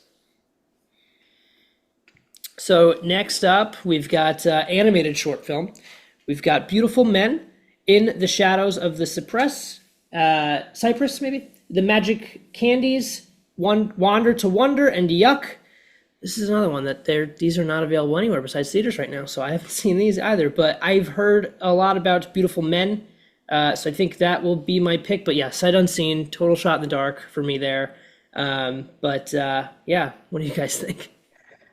Yeah, some of the shorts, the live action and the documentaries, you can pick up on Yeah, Netflix or YouTube or Paramount or some things. But I don't think any of the animated shorts were available to be seen anywhere outside of the Oscar shorts. Showings at your theaters. Yeah. theater. Michaela and I went out on Sunday and saw these. They were all pretty good. None of these really spoke to me that much. My favorite of this bunch is In the Shadows of the Cypress. I think that was my favorite of them. I think Wander to Wonder was a really interesting one, but it's really kind of out there and strange. So if you don't know what to pick, I default to things that are the most like a Pixar film, and that is going to be Magic Candies. That's my pick for animated short film. Yeah, I mean, Brian, you're not wrong. So In the Shadows of the Cypress is was my favorite. It is very strange. It's a look at a marriage. I think it's a marriage that is not doing well and trying to figure out what's happening. And it's crazy and weird. And I but thought he was his father. I thought he was her father, but oh, did he? Oh my gosh. it's Okay. not very clear. So It's not it very could have been clear. either, So but that was the way who I knows? interpreted it. So See, it's all about your frame of mind when you're watching that one, I guess. But that one really spoke to me. I agree. Wanderer to Wonder, I thought was really interesting. It was one of the ones where I wish it was a little longer so I could kind of figure out like what the point was, because it was really well done. But I agree. I think Magic Candies is frontlining in terms of winnability, just because it tells a really heartwarming story and it's very sweet and it's easy to digest. Versus the other ones have to make you work a little bit harder to do so. So yeah, and if you have an old dog, go give it a pet. that's right. Go love on the old dog because the old dog actually really loves you. He's just old. Those are my Uh, that's my that's your thoughts, and you're that's all sticking I to have to it. say about that. All right. So the next one is animated feature film. The nominations are Flow, Inside Out 2, Memoir of a Snail, Wallace and Gromit, Vengeance Most Foul, and The Wild Robot. It's probably no surprise to anybody. I'm going with my heart and my soul on this one. Usually there is one that we know that's going to win, and then there's one we know that should win. It's happened the last like 3 years in a row. And I'd love to sit and wax on about all of that, but I won't. What I will do instead is I'm going to pick the Wild Robot, even though Flo is probably going to win. Um, it's okay if it does, but I want the Wild Robot to win because it is tremendous and amazing in all the ways. And it has an amazing song at the end that should have totally won. Didn't even get Wasn't even nominated. nominated. Wasn't Should even have. nominated. Makes me That's so pretty good. mad. It was pretty good. It was pretty good. The Wild Robot was maybe the best animated movie I'd seen, or at least the best one I'd seen in a long time. Spider-Man Across the Spider-Verse, maybe to be withstanding, but The Wild Robot was incredible. We did a full episode on it just a couple of weeks back, so you can go listen to that if you want more of our thoughts on The Wild Robot. It did all of the things that an animated film should do. It was emotional, it was humorous, it was beautiful to look at, and I finished watching it the first time, and I'm like, man, that was really good. I cried like 19 times. That was pretty sad. That's That going to was be my me. That pick. was me, Brian. And then I watched Flow, and I was like viscerally changed after seeing Flow. Flow was phenomenal, and Flow is my pick for animated feature film. Jake, go see Flow, man. What are you doing? I'm gonna like right after this. I will. I promise. I don't. I would. This is a really, truly. I think the most neck and neck category we have. Like of all of the categories. I think the Wild Robot really does have like some heat to it because it's got those other like sound and like what was the other? It has another huge Score. nomination. Score, yeah, that's Score. you don't see that every day. So it's like I really do think they love the Wild Robot, and I think it's got a real shot. I locked in Flow though because it really is becoming like the little movie that could, and I think that's really inspiring for everybody. Like it was done like totally on like Blender, and like it was just it's just one of these movies where it's like it was just like a crack team of like animators that just made it happen, and that's an incredible story. And I think it's gonna go to Flow, and I'm gonna watch it. I promise. I want to, and I started it last night, and then I got wrapped up in like some assignment, so I had to do that instead. But yeah, I'm gonna watch it for sure. But yeah, Flow is my pick as well. Yeah, I almost hyperventilated like 19 times watching Flow, so Oh, wow. just be warned. Okay. There, Jake. This reminds me a lot, and yeah, because the Wild Robot, best score, Mhm. best sound design, animated feature film, but then you have Flow, which was nominated for best international film too, Yeah. right? So I mean, both of these are coming out and swinging.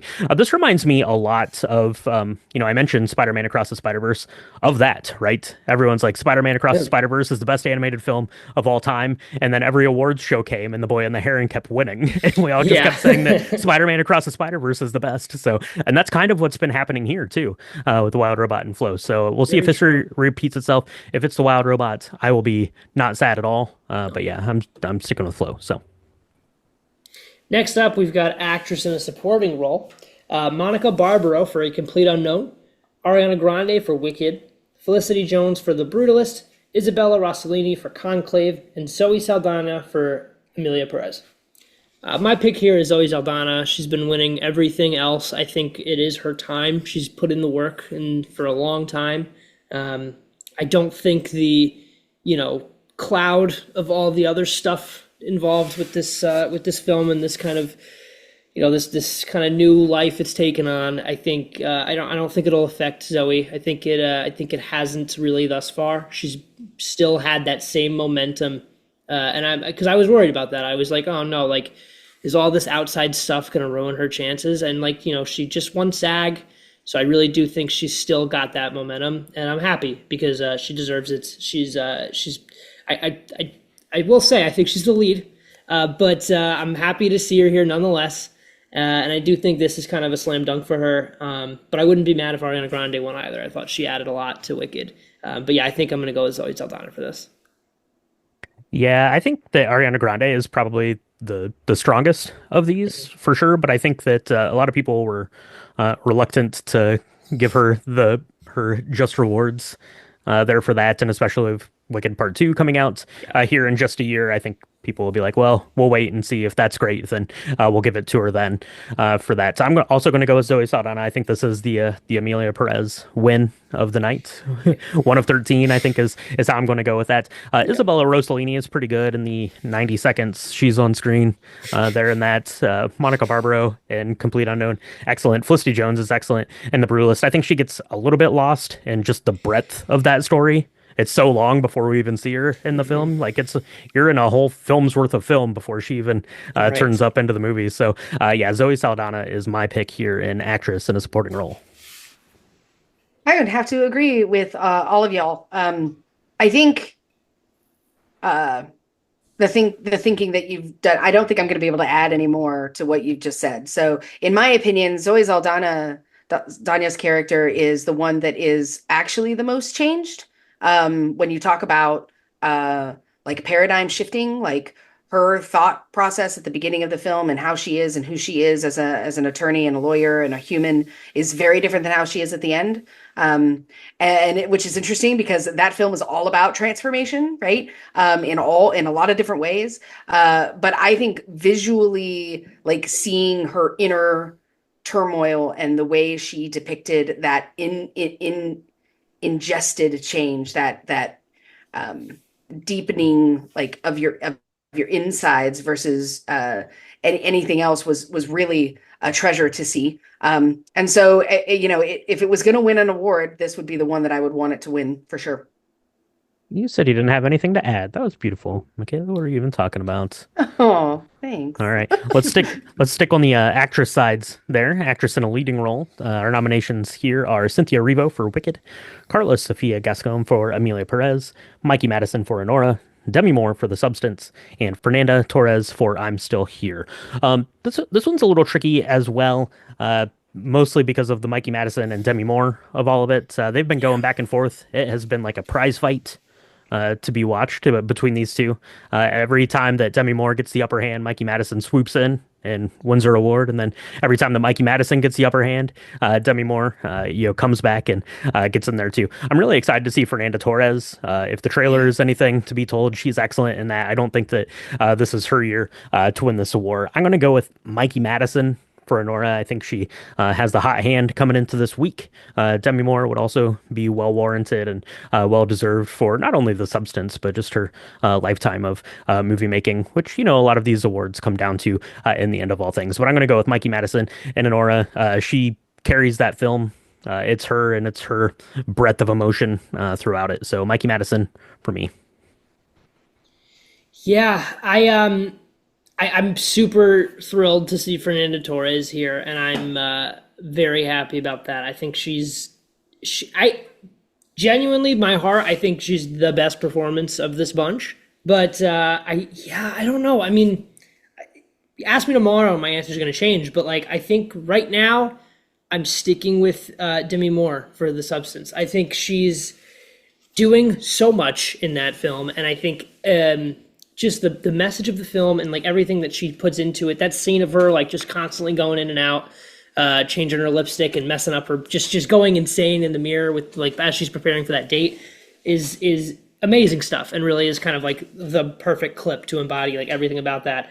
But this is reminding me a lot of the race back in 2018 when we had Chalamet for Call Me by Your Name and Gary Oldman for Darkest Hour, where it's like, is Chalamet the best performance here? Probably, but like it's Gary Oldman. Like he's never won an Oscar at the before. It's like I think that's where we're at with this. And Demi Moore doesn't have like the career that Gary Oldman's had, but I think she's been in this industry a long time. That Golden Globe speech truly did a lot for her. I think we underplay how like important speeches are at these award things and how they can really kill your momentum. Like I remember Stallone for Creed was like the front runner, and then he didn't thank Ryan Coogler and Michael B. Jordan in his Golden Globe speech, and it just killed his whole thing.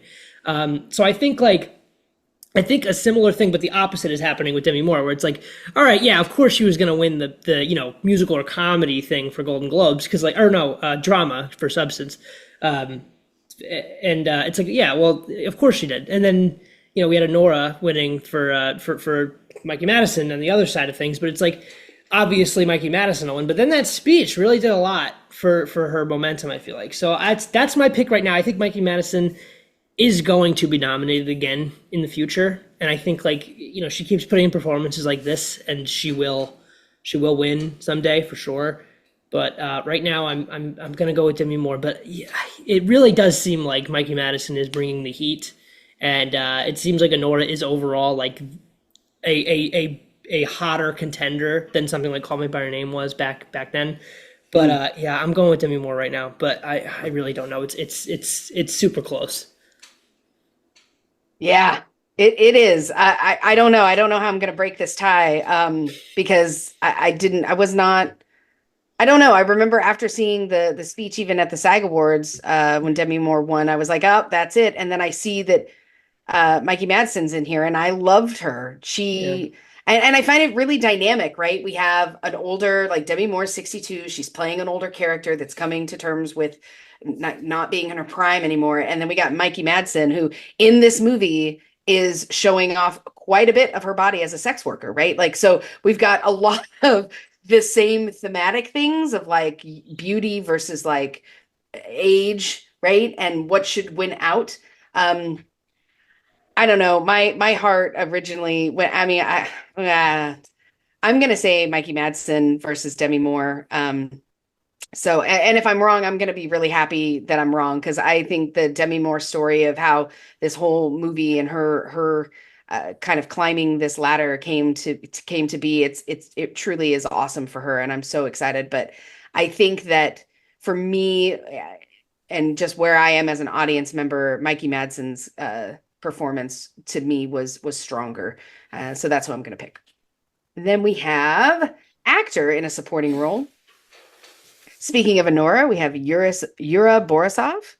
We have Kieran Culkin with Real Pain, Edward Norton from A Complete Unknown, Guy Pearce from The Brutalist, and Jeremy Strong from The Apprentice.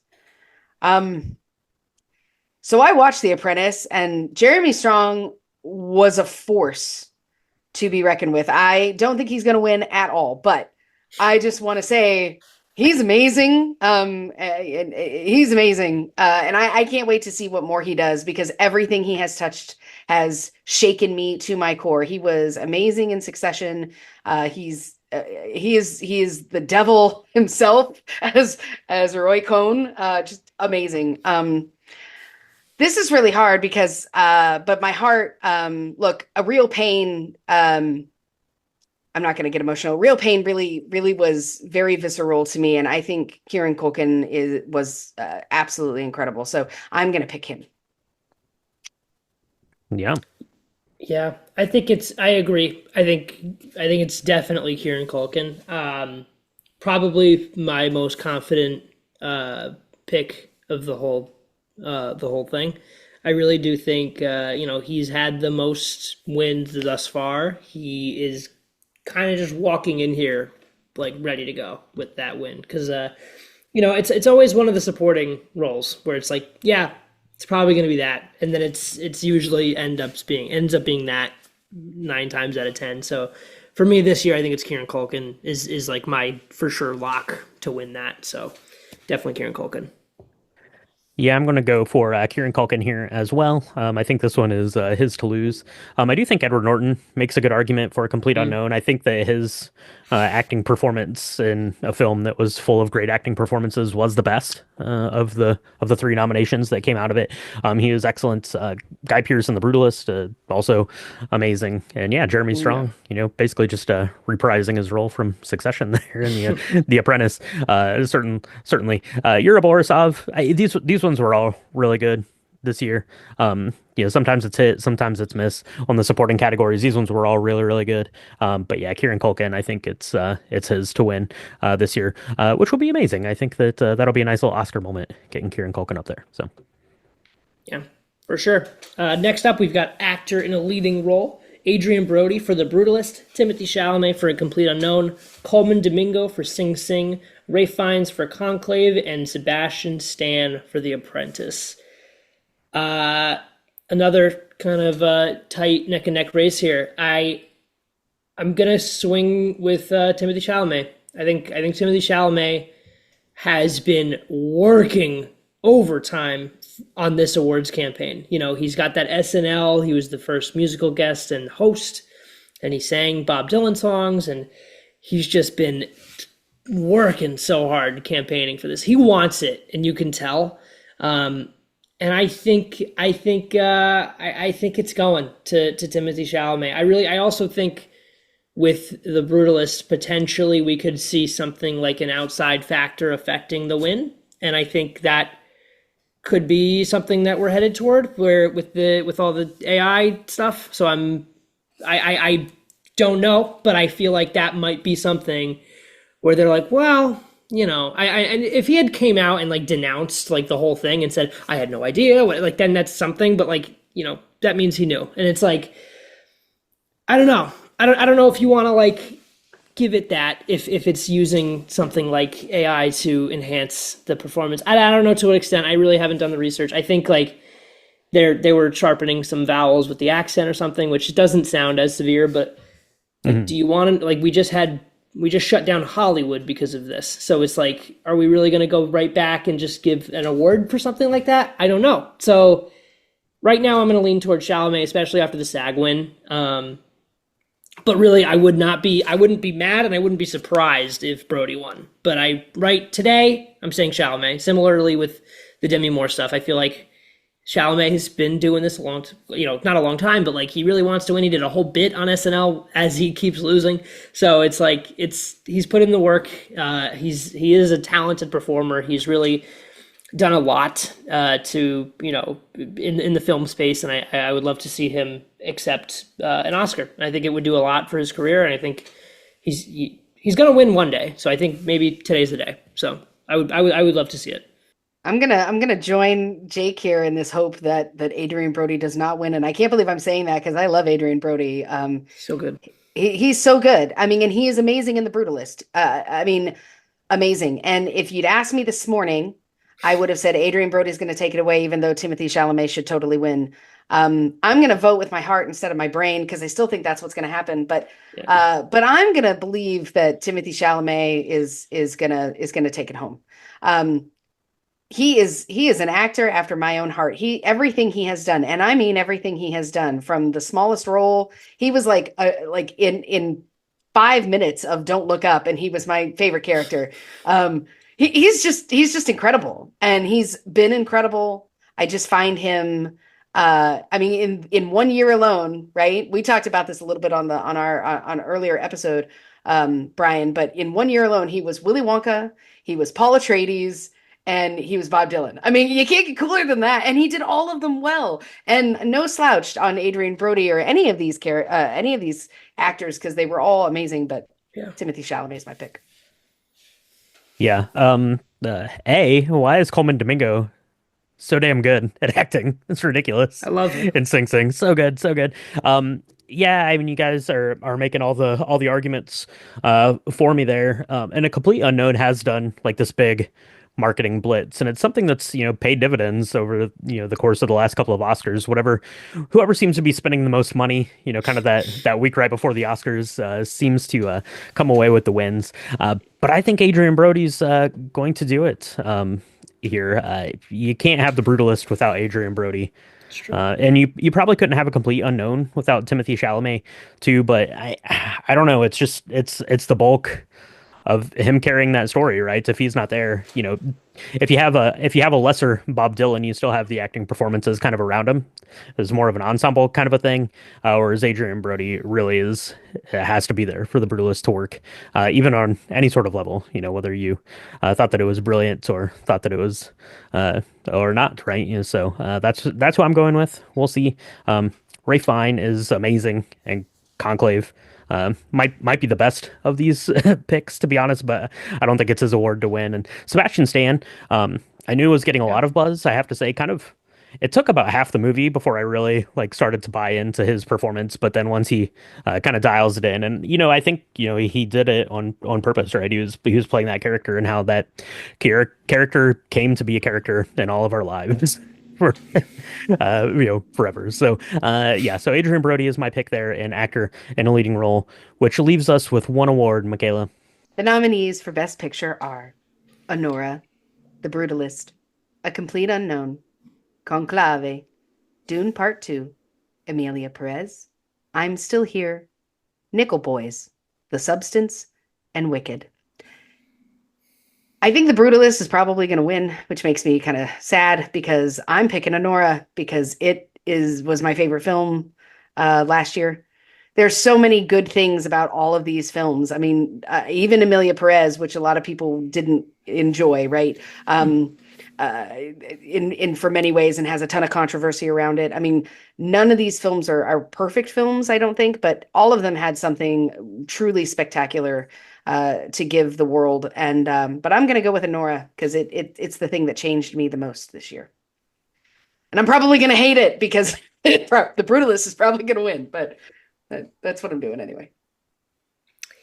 I am also gonna go with Honora. I think, and that's I laid the groundwork earlier with that Brady Corbet win. I feel like this is the movie that's really kind of taken on a total new wave. It's something that everybody came back to. I do think the Amelia Perez stuff really kind of plays into it. Which I like. It's crazy that like so many outside factors are affecting like the the the Oscars, where it's like we should just be giving it to the best movie, and if everybody loved Amelia Perez, then fine. But like we're getting to a point now where it's like, well, it seems like you actually can't award that movie best picture because like just all of this, just the perfect timing for the worst storm really kind of befell that film. But I do think Honora, because it's got all of the kind of precursor wins. It really kind of picked up so many like last minute, like just rallied. I do think also Conclave has a real shot, but the reason I'm not picking Conclave is because of the no director nomination, which is like it's super difficult for a movie to win Best Picture without a director nom. I think maybe the last time that happened was Argo. Could be wrong, but I feel like that's the last time that happened. But yeah, I'm going with Honora. I think it's similar to Michaela. It's one of my favorites from last year. I think it really it's not the kind of movie you would award Best Picture, which is why I kind of like it, and I find it exciting, and I find it like kind of new, and like it's a different kind of energy. And Sean Baker's got like so much. He's got such a great career ahead of him, and I'm excited to see what he does next. I've loved all of his films thus far, and to see him really kind of rack up all these nominations is encouraging. And I think it's going to go to Honora. I think it just has so much heat behind it, so I'm also picking Honora. Yeah, if you look at the things that Honora has won coming into the Oscars, like between the Golden Globes and the Oscars, there's only been one instance where a film has won the awards that Honora won and did not go on to win Best Picture, which was Brokeback Mountain. That being said, I'm not going to pick Honora. I'm going to pick Conclave as Nice. the picture of the year. It's just something. I don't know, something in my ear just says they're not going to give it to Honora, I don't think. And I think Conclave is kind of I don't want to say it's an out because Conclave is an excellent movie. It's very, very worthy, I think, of winning Best Picture if that's the way that it goes down. But I think The Brutalist has some things going against it. And honestly, that is the runtime. I don't think that people will sit through that. When you sit down and you're like, I have to watch 50 films, and the next I can get the gist of this. Oh, Adrian Brody's great. Okay, that's all I'm going to take away from it. So yeah, I think it's probably down to Honora, The Brutalist, and Conclave, and I'm going to pick Conclave as my picture of the year. It would make me really happy if Conclave won because I think it's interesting because it hits a lot of the tonal qualities from a paradigm shift that Emilia Perez did for me as well, just because of the content. And I don't want to spoil it, no spoilers, but like it's when you're talking about transformation and changing like the power of if you are the most powerful leader of the Catholic Church, what good you could do versus what Mhm. evil you could do, and who would be more worthy of that in this day and age, and what that would be. I mean, I think that would be a very powerful message to send. Which also got very timely in Yeah, in for the last two sure. weeks, right? So Yup, sure has. Sure has. So I hope I hope we're all right. If it's not Honora, I hope it's Conclave. that's right. That's right. Absolutely. Absolutely. So, yeah. So that is all of the picks. So we made it all the way through those. So thank you so much for listening through. That was fun. It's always fun to go back and go through and chat with all these, especially when you have someone like Jake here to come on and help us make all of our picks. So we'll have to see how we do come Oscar night. But I feel pretty good, I guess. Not really. I have no idea. This Oscars is going to be wild. It could be like anything could happen in the Oscars. Come awards. I actually don't think the awards themselves are going to be like particularly like crazy. I don't think anything crazy is going to happen at the Oscars, but I think just what wins awards could be nuts. Like we could be like way off on all of these things, right? It's hard to say. Could be. It's it's anybody's game. What are you thinking, Jake? I agree. I think like we could be 100% wrong on a lot of these, and like it's exciting. Like it's like we're gonna find out. Like did all that Amelia Perez stuff really affect everything, or are we just going right back to it? Like we love it. Okay, all right, let's do it. Like it feels like that, and it's like it's exciting. Like it's exciting again. In a way, last year kind of, we were just kind of like spinning wheels until we got to Oscar Sunday. I feel like we were just kind of like, yeah, we all kind of know. Like there was maybe one or two surprises, but for the most part, it was like, yeah, we kind of know how this is going to go. And then, but this year, it's like there are like a couple of avenues we could be going down here, and I'm excited to see what we end up doing because it's been a good year and like everything's pretty solid, and I wouldn't be really mad about anything, to be honest. Like I think there's a lot of like exciting surprises that we could be in for, and big upsets, and I think it's going to make for a very entertaining Oscars for people that are really in tune with it like we are. So I'm excited. I think it's going to be great, and we only got like a couple days left here, so it's going to be fantastic. That's right. Yeah, we'll know soon enough for sure. Like I mentioned at the top, normally I ask for like a lock on one of these picks, and I don't think there's anything that I feel like more than like 60% confident on. I'll say Kieran Culkin. I think you're in the same boat with me there, Jake. Anything off the top of your head, Michaela, that you're like absolutely that's the one? No. No. No. No. I mean, I would say Kieran Culkin, but that is even that's probably the one I'm most confident in. But yeah, I mean, this year truly every single, I mean, you heard me, every single nomination, I was like, oh, you're gonna make me choose, and I hadn't chosen because it's so hard. There's no clear front runners in any of these categories at all. Yeah, yeah, for sure, for sure. Before we sign off, we don't have to get into this too long. And Michaela and I have talked about these a little bit over the course of our lobby bars and the Patreon episodes. Jake, was there anything that missed out on a nomination, or something you would have liked to have seen, or an actor actress getting their just rewards for some of this stuff? Any big misses in this year's Oscar Big pool? misses. I think I will say, in terms of presence for a film, I would have liked to have seen September 5 be present in more categories. I think that really is, in similar in a lot of these other ways, a very kind of timely film. And like, it was like a true story, and it has all of the Oscar things that you want in a film. And I think it deserved to be around more. I mean, Nickel Boys did get nominated, but I would have loved to have seen that in other things. I think Ingenue Ellis Taylor for supporting actress in that would have been really cool to see. I also think Clarence Macklin from Sing Sing is deserving of a supporting actor nom as well. And Margaret Qualley for The Substance Miss, and that's unfortunate. But those would be my kind of like bummers.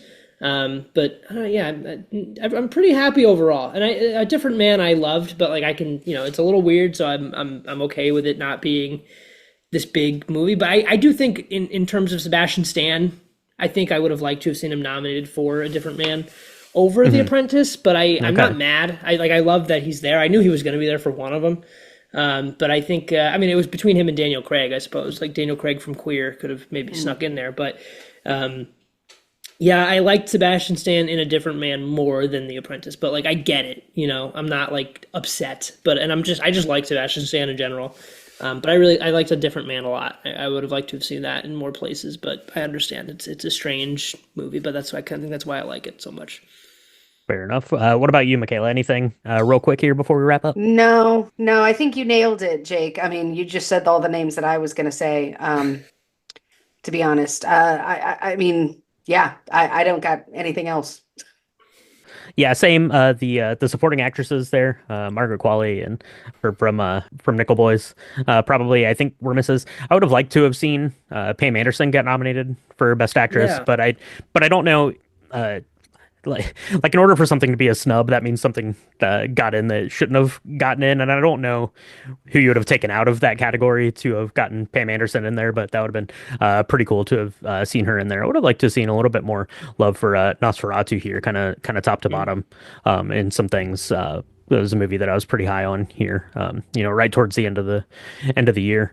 And I guess we'll have to see Doom Part Two, that early release, if it's going to pay pay any ill rewards there for that epic, or how that comes to play out. Because when Doom Part One came out, it was everything. It won everything. So I don't know. We'll see. We'll see how that comes to bear. So that's going to wrap it up here. Jake, tell everyone about our awards bait podcast that you've got going on. Do you have any more episodes to get out this week? Are you doing like a live thing on Oscar night? What's the Yeah. plans for awards bait here this final week of awards season?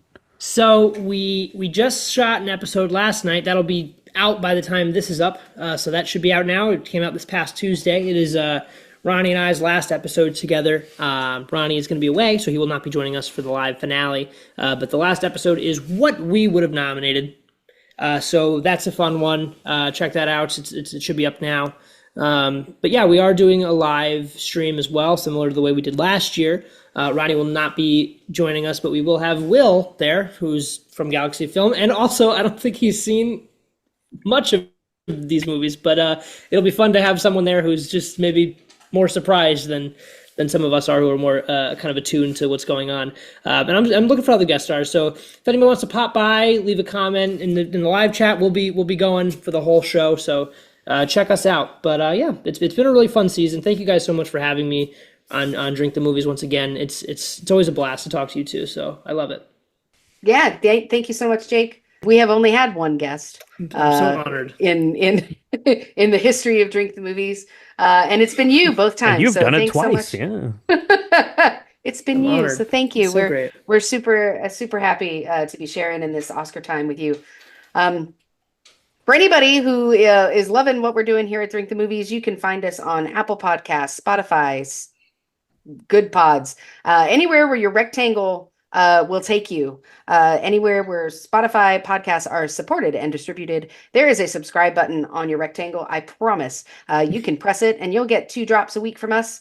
We have really good time talking about box office stuff and simple cocktails in our lobby bar, and then our deep dives like this one right here, where we talk about a movie and a cocktail. We're so glad to have the community of people that we have that love all art forms of movies and films and video games and cocktails alike.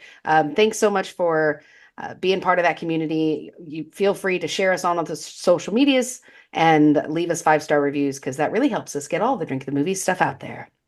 Absolutely. And just to repeat what we said at the top, there is still time to get your Oscar pick'em picks in. You can win that prize package this year. Again, we've got a rocks glass, we've got a stemless wine glass, we've got some coasters, stickers, all sorts of stuff in there. Just go to drinkthemovies.com and make your picks. It's right there at the top.